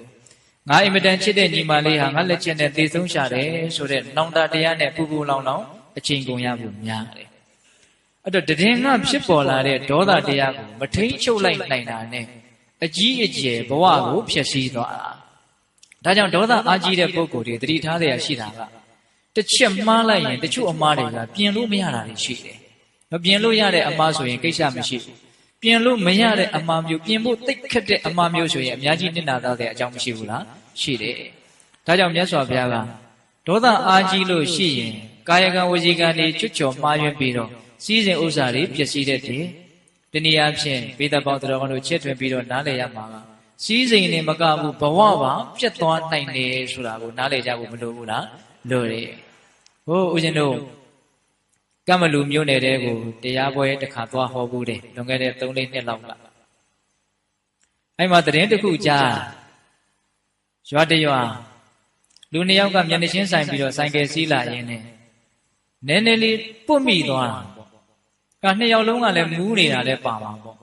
အဲ့လိုထိမိသွားတော့2ယောက်လုံးဆိုင်ကယ်ရက်ပြီးတော့မင်းကဘယ်လောက်တတိရှိလဲမင်းကဘယ်လောက်တတိရှိလဲတတိရှိရင်မင်းတိုက်ရဲလားအမေတိုက်ရဲတယ်ပေါ့သိလားဆိုင်ကယ်ချင်းရှင်တိုက်မှာနော်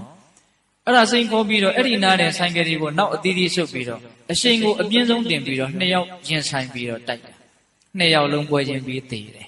သိလားနောက်တခါကြီးဒီမှာများအဲ့လောက်ယူတယ်မိုက်တယ်ဆိုတာပင်ကိုကတော့မယူဘူးအဲ့ဒါဒေါသဝင်လာလို့ယူသွားတာဟုတ်ရဲ့လားဒေါသဖြစ်လာရင်လူရဲ့ညံဟာဘာဖြစ်သွားတော့အမောင်ဖုံးသွားတာဒါကြောင့်ဦးဇင်းတို့ဣတိယုပါဠိတော်မှာပဲဒုထောအဋ္ဌနာသာနာတိဒုထောဓမ္မနပတ္တိတရာအန္တဓမ္မဟောတိယံဒေါသောဟရတိနရံဆိုပြီးတော့ဂါထာလေးတခုဟောထားတာရှိတယ်ဒေါသလွှမ်းမိုးလာပြီဆိုလို့ရှိရင်အကျိုးအကြောင်းအဆိုးကောင်းဘာမှမသိတော့နော်ဒေါသလွှမ်းမိုးလာပြီဆိုလို့ရှိရင်အဲ့ဒီအခိုက်တန့်အဲ့ဒီတည်ငါမှာအဲ့ဒီပုဂ္ဂိုလ်အတွက်အမိုက်အမှောင်ကြီးလို့ဖြစ်သွားတယ်တဲ့ဟုတ်လားဒါကြောင့်ပိဋကပေါင်းတော်ကောင်းတို့ဒေါသဖြင့်မိုက်မှောင်မှုမရှိအောင်ကြိုးစားရဖို့မလိုဘူးလားလိုတယ်အဲ့ဒါမြတ်စွာဘုရားကဒီဒေသနာမှာဒေါသအားကြီးလို့ရှိရင်စီးစိမ်တွေပျက်စီးသွားတတ်တယ်အဲ့ဒါကိုမြန်မုန်းတဲ့လူတွေရန်သူတွေကသိခဲ့မယ်မြင်ခဲ့မယ်ဆိုလို့ရှိရင် ဝမ်းသာကြမှာပဲတဲ့ငါမုန်းတဲ့လူဒေါသကြောင့်ပျက်စီးနေတယ်ဆိုတာကိုသိရင်ဝမ်းသာမှာပေါ့နော်ကိုကတော့မုန်းတဲ့လူတွေကိုဝမ်းသာသိခြင်းနဲ့စိတ်ပဲရှိပါမှာတော့သို့တော့ဒေါသဖြစ်လာပြီဆိုရင်မုန်းတဲ့သူတွေဝမ်းသာအောင်ဒေါသကလှုပ်ပလိုက်တာဆိုတဲ့အတိတ်ပဲဦးဇင်းတို့ဒီကောဒနာသုတ်တံကိုဖတ်ကြည့်တော့ဩမြတ်စွာဘုရားကဒေါသကိုစိတ်နာအောင်ကိုဟောထားသလားလို့တောင်စိတ်ထဲမှာခံစားရတယ်နော်တရားဓမ္မတို့ဦးဇင်းတို့လက်ခံသိမ့်ပိုက်ထားတဲ့ဒေါသတရားဟာအဲ့ဒါလိုနှိမ့်ဆက်နိုင်စွမ်းရှိတယ်ဆိုတာကိုနားလည်ထားကြဖို့မလိုဘူးလားလိုတယ်အဲ့ဒါဘယ်နဲ့ချက်ရှိသွားပြီတော့အယုတ်ဆိုးစေတွေ့စေဆင်းရဲကိုကြိုးနေ၍ပြက်ကွဲစီစေဒီရောက်သွားပြီနော်ပြက်ကွဲစီစေချွေရန်မိန်လျက်ဟောငါကုမြောက်အဖြစ်ချွေရန်မိန်လျက်ဆိုတာချွေရန်ဆိုတာယတဆိုတဲ့ပါဠိစကားကိုသူကဗမာမှုပြုတ်ထားတာနော်ယတဆိုတာကအချွေရန်လို့လည်းအဓိပ္ပာယ်ရတဲ့အကျော်အစောဂုံတဲ့နာမည်ကြီးခြင်းဒါကိုယတပေါ့ဟုတ်လားဒေါသအားကြီးတဲ့ပုဂ္ဂိုလ်များအဲ့ဒီနာမည်ကောင်းတွေအဲ့ဒီဂုံသတင်းတွေအဲ့ဒီသိက္ခာတွေဟုတ်လားအဲ့ဒီအချွေရန်တွေအကျော်စောတွေအကုန်လုံးပျက်စီးသွားတတ်တယ်တဲ့နော်ပိဿပေါင်းသူတော်ကောင်းတို့ရှင်းမှန်တဲ့ဂုံကလေးတစ်ခုရဖို့နာမည်ကောင်းလေးတစ်ခုရဖို့ဆိုတာမလွယ်ပါဘူးနော်အချိန်ယူပြီးတော့တော်တော်ကြိုးစားမှဂုံဆိုတာနာမည်ဆိုတာလေးရတာဟုတ်လားအဲ့ဒီခရခက်စီတီဆောက်ထားရတဲ့ကိုယ့်ရဲ့ဂုံသတင်းလေးကိုယ့်ရဲ့နာမည်ကောင်းလေးဟာဒေါသတစ်ချက်ထွက်လိုက်တာနဲ့အဲ့ဒါဘုံကနေပြုတ်ကျသွားနိုင်တယ်ဒေါသမှာအဲ့လောက်စွမ်းတယ်နော်တကယ်ကြီးမိုင်များ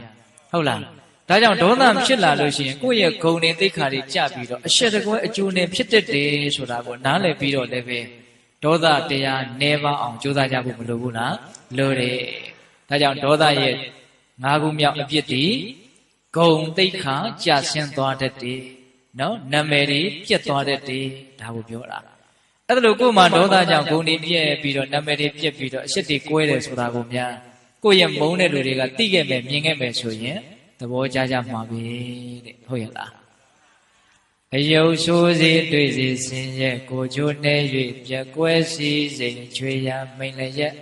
မိတ်ဆက်ပြက်လက်အပယ်ဖြစ်ခုနှစ်ရန်သူကြိုက်နံပါတ်6အဖြစ်ကမိတ်ဆက်ပြက်လက်မိတ်ရွှေတွေပျက်စီးသွားတတ်တယ်မိတ်ရွှေတွေကကိုယ့်ကိုခွာသွားတတ်တယ်ဆိုတာကိုပြောတာကိုကထိကနေရှိစိတ်တို့ထိကနေရှိစိတ်တို့ဒီခန္ဓာကဘာမှမရှိနော်အဲ့ဒါလိုဒေါသတရားနဲ့ခက်ထန်ကြမ်းထမ်းပြီးတော့နေမယ်ဆိုရင်ကြာရင်ကိုယ်ဘေးမှာရှိတဲ့မိကောင်းဆွေကောင်းတွေဟာကိုယ်တန်ကိုမခံနိုင်မဲနဲ့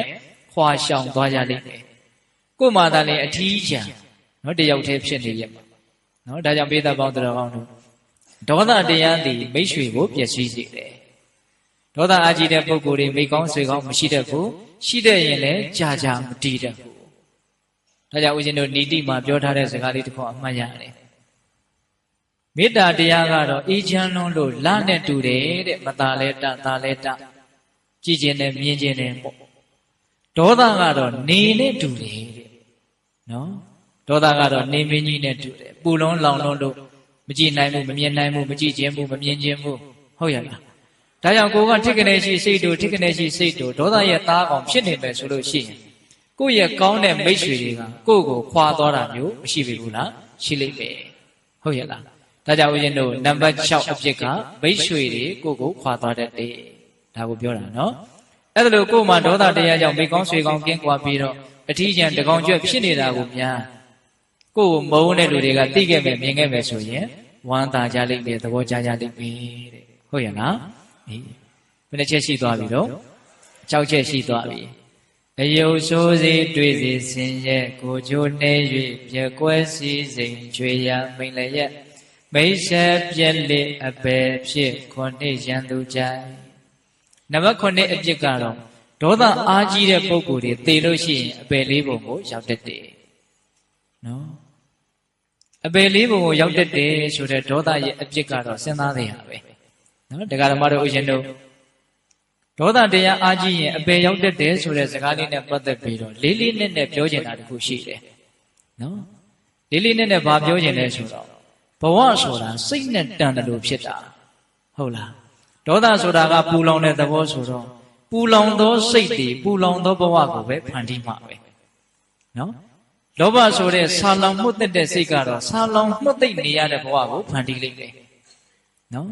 မောဟဆိုတဲ့တူရီမိုင်မဲတဲ့စိတ်ကတော့ဘာမှမသိတဲ့အသိဉာဏ်မရှိတဲ့တိရစ္ဆာန်ဘုံဘဝကိုဖန်တီးလိုက်မယ်အဲ့ဒါဘဝဆိုတာကိုယ်စိတ်နဲ့တန်တယ်လို့ဖြစ်တာဆိုတာအဲ့ဒါကိုပြောတာဟုတ်ရဲ့လားပူလောင်သောစိတ်တွေပူလောင်သောဘဝကိုပို့လိုက်မယ်ဆာလောင်မှုတ်သိပ်သောစိတ်တွေဆာလောင်မှုတ်သိပ်နေရတဲ့ဘဝကိုဖြစ်စေလိုက်မယ်မိုင်မဲတွေ့ဝေသောစိတ်တွေမိုင်မဲတွေ့ဝေနေတဲ့ဘဝကိုဖြစ်စေလိုက်မယ်ဒါကြောင့်ဦးဇင်းတို့မေဇိမနိကေဝိတ္တသုတ်တံဆိုတာလေးရှိတယ်မြတ်စွာဘုရားကအဲ့ဒီသုတ်တံမှာတတ္တဝါတွေဟာစိတ်နဲ့တန်တဲ့ဘဝတွေကိုသာရတတ်တယ်ဆိုတာလေးကိုဥပမာနဲ့ပြောထားတယ်ကြီးတွေညော်တွေနဲ့ညစ်ပတ်ပေးရင်းနေတဲ့အဝတ်ဟောင်းပေါ်ကိုတဲ့ပကြီးဆရာဟာသူကြိုက်တဲ့ဆေးရောင်မချေနိုင်ဘူးတဲ့နော်ကြီးတွေညော်တွေနဲ့ညစ်ပတ်ပေးရင်းနေတဲ့အဝတ်ပေါ်ကိုပကြီးဆရာသူကြိုက်တဲ့ဆေးရောင်ချေလို့မရအဝါရောင်တင်လိုက်လို့လည်းပဲအဝါရောင်ထွက်လာမှာမဟုတ်အောက်ကညွန်ညင်းကြီးတင်နဲ့ရောပြီးတော့နာမည်ဖော်ပြလို့မရတဲ့အယောင်တွေပဲထွက်လာဟုတ်လားအပြာရောင်ချေလိုက်လို့လည်းအပြာရောင်ထွက်မှာမဟုတ်ဘူးအနီရောင်ချေလို့လည်းပဲအနီရောင်ထွက်မှာမဟုတ်ဘူးဘာဖြစ်လို့လဲဆိုတော့အောက်ခံအဝတ်ကြီးကဘာဖြစ်နေတာတော့ညစ်နေတာကိုဟုတ်လဲအဲ့ဒါလိုပဲညင်နွမ်းသောစိတ်ဖြင့်တန်ရှင်းစင်ကြယ်ကောင်းမြတ်သောဘဝကိုမရနိုင်ဘူးတဲ့မြတ်စွာဘုရားကဘာဖြစ်လို့လဲဆိုတော့စိတ်ကိုကညစ်နေတဲ့အတွက်ကြောင့်ညစ်နေတဲ့ဘဝတွေကိုပဲရလိမ့်မယ်ကြောက်စရာမကောင်းဘူးလားကောင်းတယ်နော်အဲ့ဒါလိုပဲတန်ရှင်းဖြူစင်တဲ့အဝတ်ပေါ်ကိုပကြီးဆရာဟာကိုကြိုက်တဲ့ဆေးရောင်ခြေလို့ရတယ်တဲ့ဝေကလေးကဖြူစင်တောက်ပပြီးတော့ကြီးညောက်ကင်းနေတယ်ဆိုရင်အဝါရောင်ခြေလိုက်ရင်လည်းအဝါရောင်ထွက်တယ်အနီရောင်ခြေလိုက်ရင်လည်းအနီရောင်ထွက်တယ်အဲ့ဒါလိုပဲတန်ရှင်းဖြူစင်တဲ့စိတ်ဖြင့်ကိုလိုချင်တဲ့ကောင်းမြတ်တဲ့တန်ရှင်းဖြူစင်တဲ့ဘဝတွေကိုရနိုင်ပါတယ်တဲ့ဟုတ်ရဲ့လားအဲ့တော့ဘဝဆိုတာကိုကြိုက်တယ်လို့ဖန်တီးလို့ရတာမဟုတ်နော်အနတ္တလောကကြီးအကြောင်းအကျိုးလောကကြီးဖြစ်เสียအကြောင်းရှိတဲ့အတိုင်းဖြစ်ကြတာအဲ့ဒီမှာဖြစ်เสียအကြောင်းဆိုတဲ့နေရာမှာစိတ်ဟာလွန်အားကြီးတဲ့အကြောင်းအထောက်ပံ့လို့ပြောလို့မရဘူးလားရတယ်အဲ့တော့ဦးဇင်းတို့ဒီဒေသနာမှာမြတ်စွာဘုရားကအင်မတန်ပူလောင်တဲ့ဒေါသစိတ်တွေဘဝမှာအဖြစ်များမယ်ဆိုရင်ဒီပုဂ္ဂိုလ်တွေသေလို့ရှိရင်အပယ်ငရဲကိုရောက်တတ်တယ်ကြားတတ်တယ်လို့ပြောထားတာဒီနေရာမှာတစ်ချက်စဉ်းစားရလေးပြောခြင်းတယ်သေခြင်းတရားဆိုတာကမနေ့တုန်းကပြောခဲ့တယ်နော်အလွန်ခက်ခဲတဲ့ကိစ္စဟုတ်လားအလွန်ခက်ခဲတဲ့ကိစ္စသေဂာနီးမှာကြီးကြီးလင်းလင်းအေးအေးချမ်းချမ်းဆိုတဲ့စိတ်ကလေးဖြစ်ဖို့ဆိုတာတော်ယုံတန်ယုံအည်အသွေးနဲ့ဖြစ်ဖို့မလွယ်ဘူးဟုတ်ရဲ့လားအဲ့တော့ဦးဇင်းကဘာကိုရည်ရွယ်ပြောချင်တာတုန်းဆိုတော့ခုတရားဓမ္မတို့ဦးဇင်းတို့နေတူဝစိတ်တူနေတဲ့ကိစ္စတွေကိုစဉ်းစားပါနေတူဝစိတ်တူနေတဲ့ကိစ္စဟာဘာမှမပြောပလောက်တဲ့အသေးအမွှားလေးတွေနဲ့ပတ်သက်ပြီးတော့စိတ်ကဒိုးတူနေတာအဲ့ဒါကိုသတိထားရမယ်ဘယ်လိုသတိထားရမှာလဲဆိုတော့ဒီအသေးအမွှားလေးတွေနဲ့ပတ်သက်ပြီးတော့တောင်ငါဒီစိတ်တူနေတယ်ဆိုရင်ဒီကံဒီမှာအလွန်ခက်ခဲတဲ့အလွန်ကြီးကျယ်တဲ့ပြဿနာကြီးနဲ့တွေ့ရင်တေချာပေါက်ငါဒီစိတ်တူပြီးတော့သိရလိမ့်မယ်ပြီးတဲ့ဒီအချက်ညင်းလို့ရမလားစဉ်းစားကြည့်နော်ဘဝမှာပုံမှန်တွေ့နေရတဲ့ဘာမှမပြောပလောက်တဲ့အခက်အခဲလေးတွေကိုတောင်ကိုကစိတ်တူပြီးတော့ဖြည့်ရှင်းနေတယ်ဆိုရင်တကယ်အကြီးကြီးသောအခက်အခဲနဲ့တွေ့ရင်တေချာပေါက်စိတ်ကတူတော့မယ်ဟုတ်ရဲ့လာ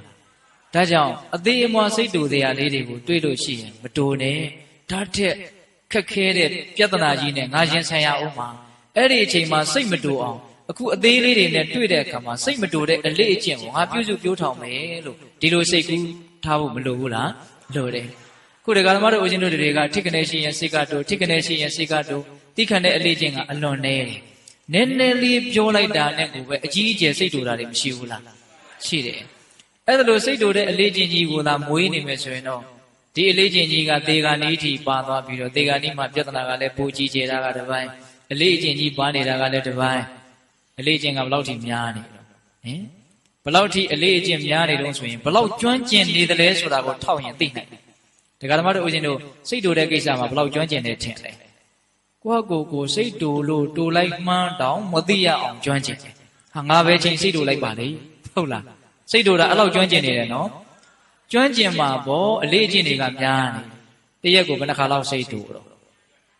တရက်ကိုအများကြီးတူတယ်ဟုတ်လားတစ်လဆိုရင်ဘယ်လောက်ရှိမလို့တစ်နှစ်ဆိုရင်ဘယ်လောက်ရှိမလို့နှစ်ပေါင်း40 50နေလာပြီဆိုရင်စိတ်တူတဲ့အလေးအကျင့်တွေကိုငါဘယ်လောက်ကြီးများတောင်လေ့ကျင့်ပြီးသွားပြီတော့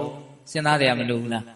းလို့တယ်အဲ့ဒီစိတ်တူတဲ့အလေးအကျင့်တွေမှာစိတ်ရှည်တဲ့အလေးအကျင့်တွေအစားထိုးရထိကနေရှိရင်စိတ်တူသီးမခံတဲ့အလေးအကျင့်တွေမှာ သီးခံတဲ့အလေးအကျင့်လေးအစားထိုးရမယ်ဟောပြောပါစီပြုပါစီဖြစ်ပါစီထားလိုက်ပါတော့လို့အဲ့ဒါလိုမျိုးနော်ပြီးနိုင်တဲ့တကယ်တမ်းကတော့အတွေ့အကြုံတွေဟာပြီးသွားတာကြီးပါပဲအဲ့ဒီအရာတွေကပြီးနေတယ်တကယ်သဘာဝတရားကြီးကပြီးနေတယ်ကိုကမပြီးနိုင်အဲ့ဒါကိုကိုကသီးခံတဲ့သဘောတရားလက်ကင်ထားပြီးတော့ဒီမွန်မြတ်တဲ့အမျက်ဆုံးအကျင့်လို့ဆိုရတဲ့သီးခံခြင်းအလေးအကျင့်ကိုဒကာဓမ္မတို့ဥရှင်တို့စွဲမြဲအောင်လေ့ကျင့်ကြဖို့မလိုဘူးလားလိုတယ်အဲ့ဒါမှသာလျှင်တကယ်သေကနီးမှာခက်ခဲတဲ့ပြဿနာနဲ့ကြုံလာတဲ့အခါမှာသီးခံပြီးတော့ကြီးလင်းအေးချမ်းဖြေရှင်းနိုင်ပါဟုတ်ရဲ့လားအဲ့ဒါရှင်းစဉ်အခါမှာအမြဲတမ်းစိတ်တူနေရင်တော့သေစဉ်အခါမှာလည်းစိတ်တူပြီးတော့သေသွားမှာပဲစိတ်တူပြီးသေရင်တော့စိတ်တူတဲ့ပုဂ္ဂိုလ်တွေရောက်တဲ့နေရာရောက်သွားမှာပဲဒါကဥစဉ်စဉ်းစားမိတာလေးကိုပြောတာပါဟုတ်ရဲ့လားဒါကြောင့်ဘာမဟုတ်တာလေးတွေနဲ့စိတ်တူတဲ့အခါတိုင်းမှာဒီစကားလေးကိုအမှတ်ရပါဒီကိစ္စလေးကိုတော့ငါစိတ်တူနေတယ်ဆိုရင်တေဂာနီးမှာငါစိတ်မတူဖို့လွယ်ပါမလားဒါလေးစဉ်းစားသိနေတာဥစဉ်ကဟုတ်လားအတပိတပေါင်းသူတော်ကောင်းတို့ဒါလေးကိုတော့လေးလေးနဲ့စဉ်းစားသိနေတယ်နော်ဟုတ်ရဲ့လားအေးအဲ့တော့မြတ်စွာဘုရားကဒီမှာသတိထားဖို့အတွက်ဒေါသအားကြီးတဲ့ပုဂ္ဂိုလ်တွေဟာတေဂာနီးမှာမကောင်းတဲ့စိတ်တွေဖြစ်ပြီးတော့အပေလေးပါးကိုရောက်တတ်တယ်တကယ်လို့မြန်ကိုယ့်ကိုမုန်းတဲ့ရန်သူတွေကငါမုန်းတဲ့လူကတော့အပေလေးပါးရောက်သွားပြီဆိုတာကိုသိခဲ့မယ်မြင်ခဲ့မယ်ဆိုရင်သူတို့ကဘာလုပ်ကြမလို့ဝမ်းသာကြလိမ့်မယ်တဲ့အဲ့ဒါရန်သူတွေမုန်းတဲ့လူတွေဝမ်းသာအောင်လှုပ်လိုက်တာတနည်းအားဖြင့်ခုနှစ်ခုမြောက်အပြစ်ဟုတ်ရဲ့လားအေးအယုတ်ဆိုးစေတွေးစေဆင်းရဲကိုကြိုးတဲ၍ပြက်ကွဲစီစေချွေရမိန်လည်းရက်မိတ်ဆက်ပြက်တဲ့အပေဖြစ်ခေါ်နှစ်ရန်သူကြိုက်ပေးတဲ့တို့ရသွားပြီဟုတ်လားအေးအဲ့တော့ဦးဇင်းတို့ဘာကိုကြိုးစားပြီးတော့ပြောနေတာလဲဆိုတော့ဒေါသဆိုတဲ့မီးဒီတတ္တဝါတွေကိုဘလောက်လောင်ကျွမ်းနိုင်တယ်လဲဘလောက်အကျိုးမဲ့တွေဖြင့်ပျက်စီးအောင်ဖြည့်ဆည်းနိုင်တယ်လဲဆိုတာလေးကိုဒါသုတ်တန်ဒေသနာတစ်ခုကိုအထောက်ထားပြုပြီးတော့စဉ်းစားကြဖို့တွေးကြဖို့ဒါဦးဇင်းတို့ပြောလိုက်တာပါဟုတ်လားအေးအဲ့ဒီဒေါသတည်းဟူသောမီးကိုငြိမ့်သက်ဖြစ်ခြင်းတဲ့ဆိုရင်အကောင်းဆုံးကတော့မေတ္တာတည်းဟူသောရေပါတဲ့ဟုတ်ရဲ့လားဒေါသကိဉ္ပါဏမေတ္တာယနိဗ္ဗာပင်တိနရုတ္တမနော်ဒေါသဆိုတဲ့မီးကိုမေတ္တာတည်းဟူသောရေဖြင့်ငြိမ့်သက်ကြရမယ်ဒီနေရာမှာဦးဇင်းတို့စဉ်းစားတရားတစ်ခုရှိတယ်ရှားဆိုတဲ့မီးကိုအတုပဘာဝနာနဲ့ငြိမ့်သက်ရမယ်လို့အစတုန်းကပြောခဲ့တယ်နော်ခုဒေါသဆိုတဲ့မီးကိုမေတ္တာတည်းဟူသောရေဖြင့်ငြိမ့်သက်ရမယ်လို့ပြောပြန်တယ်နော်တကယ်တမ်းကတော့ဒီလောဘဒေါသတရားတွေဟာတတိပဋ္ဌာန်ဘာဝနာကိုပွားများမယ်မဂ္ဂင်၈ပါးကိုပွားများမယ်ဆိုရင်တော့အပြည့်သက်သာချုပ်ငြိမ်းကြမှာပါဟုတ်လားသို့တော်လည်းပဲမြတ်စွာဘုရားကဒီဒေသနာတော်မှာအထူးပြုပြီးတော့ဒါဟောတာလားဟုတ်ရဲ့လားအတုပဘာဝနာသည်ယာဂမီးကိုငြိမ့်သက်တဲ့နေရာမှာအထူးစွမ်းတယ်ဆိုတဲ့အဓိပ္ပာယ်နော်မေတ္တာဘာဝနာသည်ဒေါသမီးကိုငြိမ့်သက်တဲ့နေရာမှာအထူးစွမ်းတယ်ဆိုတဲ့အဓိပ္ပာယ်ပေါ့ဒါဦးဇင်းတို့နားလေသဘောပေါက်တာလေးကိုပြောပြတာပါဟုတ်လားအဲ့တော့ဘေးသက်ပေါင်းသူတော်ကောင်းတို့မေတ္တာတရားကိုကြိုးစားပြီးတော့ပွားများခြင်းဖြင့်ဒေါသမီးကိုငြိမ့်သက်ကြဖို့မလိုဘူးလားလိုတယ်အဲ့တော့ဒီနေရာမှာမေတ္တာတဲ့လူငယ်တွေနားလည်အောင်နည်းနည်းတော့ပြောခြင်းတယ်မေတ္တာဆိုတာဘာလို့ဆိုတော့များသောအားဖြင့်လူတွေကမေတ္တာဆိုတာကိုချစ်ခြင်းလို့အကြံဉာဏ်နားလည်ထားကြတကယ်တမ်းကမေတ္တာကိုချစ်ခြင်းလို့ပြောတာဟာသိပြီးတော့မထိရောက်ဘူးလို့ထင်တယ်ရှုပ်ထွေးနေတယ်လို့ထင်တယ်တကယ်တမ်းကမေတ္တာဆိုတာဘာလို့ဆိုရင်မေတ္တာဆိုတာသူတစ်ပါးရဲ့ကောင်းကျိုးချမ်းသာကိုလိုလားတဲ့စိတ်သိလားငါသည်ဘေးရန်ကင်းခြင်းတယ်အဲ့ဒါလိုပဲတခြားသောတတ္တဝါတွေဟာလည်းဘေးရန်ကင်းခြင်းကြလိမ့်မယ်လို့ကိုယ်နဲ့နှိုင်းဆပြီးတော့တတ္တဝါတွေရဲ့ပုံမှာဘေးရန်ကင်းစေခြင်းတဲ့သဘောနော်ငါသည်ကျမ်းမာရေးကောင်းခြင်းတယ်ငါသည်နှလုံးစိမ်ဝမ်းငြိမ်းချမ်းခြင်းတယ်အဲ့ဒါလိုပဲတခြားသောတတ္တဝါတွေဟာလည်းကျမ်းမာရေးကောင်းခြင်းကြလိမ့်မယ်နှလုံးစိမ်ဝမ်းငြိမ်းချမ်းခြင်းကြလိမ့်မယ်လို့ကိုယ်နဲ့နှိုင်းဆပြီးတော့တခြားသောတတ္တဝါတွေလိုလားတောင်းတကြတဲ့ကောင်းကျိုးနဲ့ချမ်းသာရသွားကြပါစေလို့စိတ်ထဲကညှပ်ပေးတယ်ဆိုရင်အဲ့ဒါဘာခေါ်မလို့မေတ္တာအဲ့တော့ဦးဇင်းတို့အလွယ်ဆုံးနဲ့အရှင်းဆုံးအတူဆုံးပြောရရင်တော့တတ္တဝါတွေရဲ့အပေါ်မှာချမ်းသာစေခြင်းနဲ့စိတ်ကိုဒါမေတ္တာစိတ်လို့နားလည်ရမယ်ကောင်းစားစေခြင်းလားကောင်းသွားစေခြင်းလားဟုတ်လားဒါကြောင့်ပိဿပေါင်းသူတော်ကောင်းတို့မေတ္တာတရားကျိုးစားပြီးတော့ပွားများကြတဲ့နေရာမှာအစကနဦးဟောအလုံးသောတတ္တဝါအနန္တဘေးရန်ကင်းကွာကိုယ်စိတ်နှပြချမ်းသာချမ်းသာကြပါစေလို့နှုတ်ကတွတ်တွတ်နဲ့ရွတ်ဆိုနေဖို့လိုတယ်စိတ်ကလေးစိုက်ပြီးတော့စိတ်ကလေးညှွတ်ပြီးတော့အာယုံပြုတ်ပြီးတော့နော်ရွတ်ဆိုနေဖို့လိုတယ်နော် အဲ့ဒါလို့စိတ်ဆိုင်ပြီးတော့တကယ်စိတ်ပါလက်ပါရွတ်နေမယ်ဆိုလို့ရှိရင်ဒီမေတ္တာပို့နေတဲ့အလုပ်ရဲ့ပုံမှာစိတ်တွေဝင်စားပြီးတော့မေတ္တာရဲ့အရှိန်အစောမေတ္တာရဲ့အစွမ်းတတ္တိကြောင့်ကိုယ်တိုင်ကိုပဲအေးချမ်းတယ်ဆိုတာကိုစတင်ပြီးတော့ခံစားရလိမ့်မယ်ဟုတ်ရဲ့နော်အလုံးသောတတ္တဝါဘေးရန်ကင်းကွာကိုစိတ်နှပြချမ်းသာချမ်းသာကြပါစေမကောင်းတာတွေဘာမှမဖြစ်ကြပါစေနဲ့ကောင်းတာမှန်သမျှအားလုံးဖြစ်ပါစေဟုတ်လားအဲ့ဒါလို့လှိုက်လိုက်လဲစိတ်ညွတ်ပြီးတော့ရွတ်ဆိုနေခြင်းသည်ဒါဘာလို့နေတာတော့မေတ္တာပွားနေတာနောက်လိမ္မာကျွမ်းကျင်လာပြီဆိုလို့ရှိရင်နှုတ်ကမြွတ်ပြီးတော့မရွတ်ချင်လဲရပြီအဲ့ဒီကြရင်တော့စိတ်ထဲမှာပဲအဲ့ဒါညွတ်ပြီးတော့ပွားများနေဖို့အဲ့ဒီမေတ္တာစိတ်ကလေးကိုထက်ချီတလဲလဲဖြစ်အောင်ကြိုးစားနေဖို့မလိုဘူးလားလိုတယ်အဲ့ဒါလိုမေတ္တာတရားတွေကိုများလာအောင်မေတ္တာစိတ်တွေကိုများလာအောင်ပွားနေခြင်းတည်တယ်လေအဲ့ဒါကိုမေတ္တာပို့တယ်လို့ခေါ်တယ်မေတ္တာပွားတယ်လို့မခေါ်ဘူးလားခေါ်တယ်အဲ့ဒါလိုပွားများနေခြင်းတည်တယ်လေအဲ့ဒါဒေါသတည်းဟူသောမီးကိုအဲ့ဒါငြိမ့်တတ်နေတာနော်အဲ့ဒါမေတ္တာပွားနေရင်မေတ္တာပွားနေတဲ့အခိုက်မှာဒေါသတည်းမငြိမ့်ဘူးလားငြိမ့်နေမေတ္တာတရားကအလွန်စွမ်းနေဗျပွားနေတဲ့အချိန်မှာငြိမ့်တာမဟုတ်နောက်ပိုင်းမေတ္တာရင့်ကျက်လာပြီမေတ္တာနဲ့ခိုင်မာလာပြီဆိုလို့ရှိရင်မေတ္တာမပွားတဲ့အချိန်မှာလည်းပဲတော်ယုံတန်ယုံစိတ်တူစရာကိစ္စတွေ့တော်လည်းပဲစိတ်မတူပဲရှိတတ်တယ်စိတ်ထဲမှာဒေါသတွေအများကြီးမဖြစ်ဖဲနဲ့လည်းရှိတတ်တယ်မေတ္တာရဲ့အရှိန်ကြောင့်အေးချမ်းမှုကလေးနဲ့ဒါဆက်သွားနေတဲ့သဘောပေါ့ဟုတ်ရဲ့လားဒါကြောင့်မေတ္တာတရားကိုအားကိုးကြဖို့မလိုဘူးလားလိုတယ်မေတ္တာတရားအားကြီးရင်အားကြီးသလောက်ဒေါသတည်းဟူသောအတွင်းရန်ငြိမ်းတယ်ဒေါသတည်းဟူသောအတွင်းရန်ငြိမ်းရင်ဒေါသတည်းဟူသောအတွင်းရန်ကြောင့်ဖြစ်ပေါ်လာမဲ့အပြင်ရန်တွေလည်းငြိမ်းတယ်လို့ဆိုရတယ်တဲ့ဒါကြောင့်ဦးဇင်းတို့မေတ္တာအကျိုး7မျိုးထဲမှာနတ္တအဂိဝဝေတံဝတတ္ထံဝကမတိတဲ့မေတ္တာတရားအားကြီးမယ်ဆိုလို့ရှိရင်မီးတို့အစိတ်တို့လက်နက်တို့ကြောင့်ဒုက္ခမရောက်နိုင်ဘူးလို့ဟောထားတာမရှိဘူးလားဒေါသတည်းဟူသောအတွင်းရန်ငြိမ်းလို့နော်ဘေးတွေအန္တရာယ်တွေတည်းဟူသောအပြင်ရန်တွေပါဘာဖြစ်သွားတာတော့ငြိမ်းသွားတာဒါကြောင့်ပိဋကပေါင်းတော်ကောင်းတို့လူလောကကြီးမှာလူဘဝဆိုတာကစူးကြားမှာသိရတဲ့ဘူးသီးလိုပဲဟုတ်လားအန္တရာယ်ကအလွန်များတယ်ဖြစ်နိုင်ခြေတွေအများကြီးရှိတယ်ဒါကြောင့်အဲ့ဒီပြင်ဘက်ကအန္တရာယ်တွေဘေးတွေကင်းဖို့ဆိုတဲ့ရည်ရွယ်ချက်ဖြင့်လည်းပဲမေတ္တာတရားကိုပွားများကြဖို့မလိုဘူးလားလိုတယ်ဒါကြောင့်မေတ္တာတရားရဲ့အစွမ်းတတ္တိတွေကိုပြောတဲ့နေရာမှာပြင်ဘက်ကယံနေအေးတယ်ဆိုတာကိုလည်းမြတ်စွာဘုရားထည့်ပြီးတော့ဟောထားတာရှိတယ်ထည့်ပြီးတော့ဟောထားတာရှိတယ်နော်ဘုရင်တို့တန်ရုပ်ပါဠိတော်မှာကုလသုတ်တံဆိုပြီးတော့သုတ်တံလေးတစ်ခုတွေ့ရတယ်အဲ့ဒီမှာဗာပြောထားတယ်ဆိုတော့မိန်းမသားတွေများပြီးတော့ယောက်ျားသားနည်းတဲ့အိမ်ကို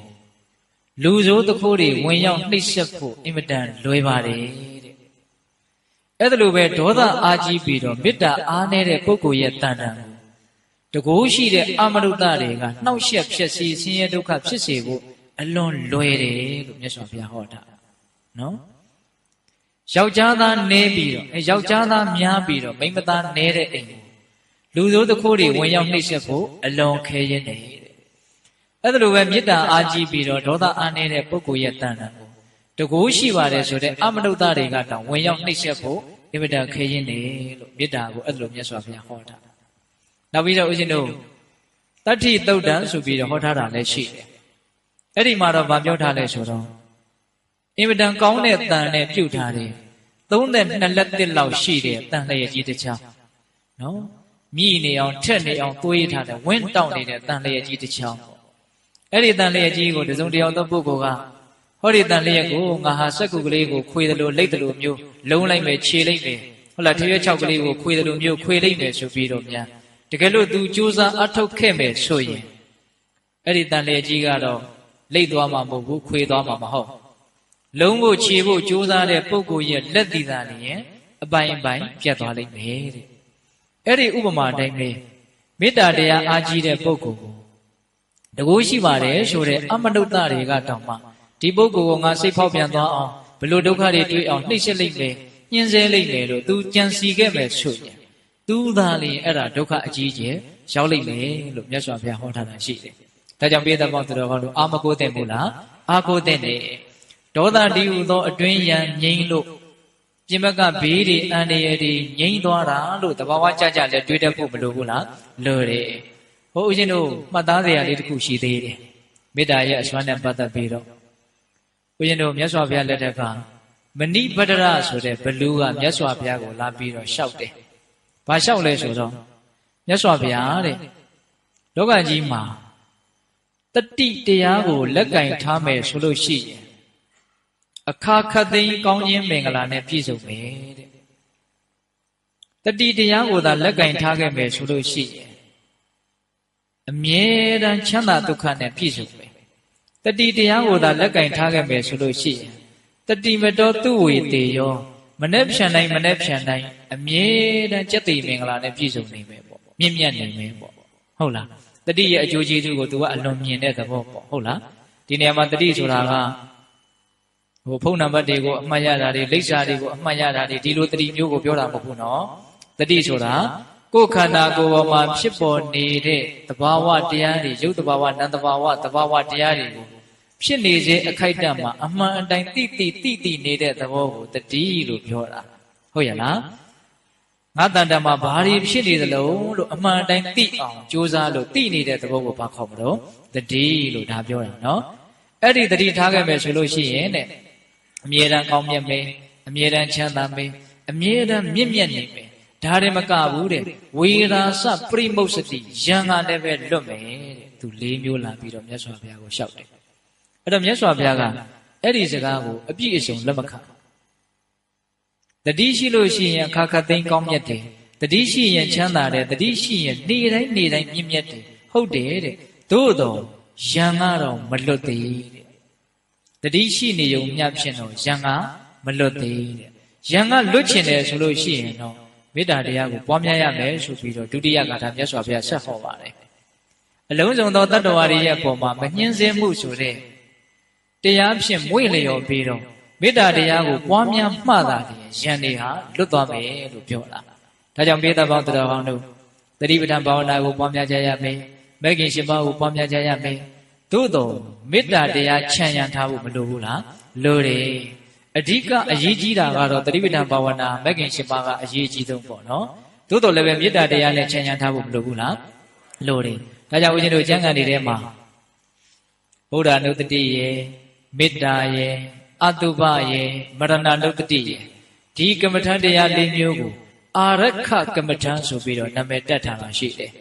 နော်တရားဓမ္မတို့ဦးဇင်းတို့အတွက်အဆောင်အရှောက်ကမ္မထပေါ့နော်ကာကွယ်စောင့်ရှောက်မဲ့ကမ္မထပေါ့အဲ့ဒါလို့အဆောင်အရှောက်နဲ့ကိုကနေမှသာလေဒီသတိပဋ္ဌာန်ဘာဝနာမဂ်ခင်ဘာဝနာတွေကိုဘေးကင်းရန်ကင်းချမ်းချမ်းသာသာပွားများနိုင်ဖို့ဆိုတဲ့အဲ့ဒါလို့ရည်ရွယ်ချက်နဲ့လည်းပဲမေတ္တာတရားကိုအဆောင်အရှောက်အနေနဲ့ထားကြဖို့မလိုဘူးလားလိုတယ်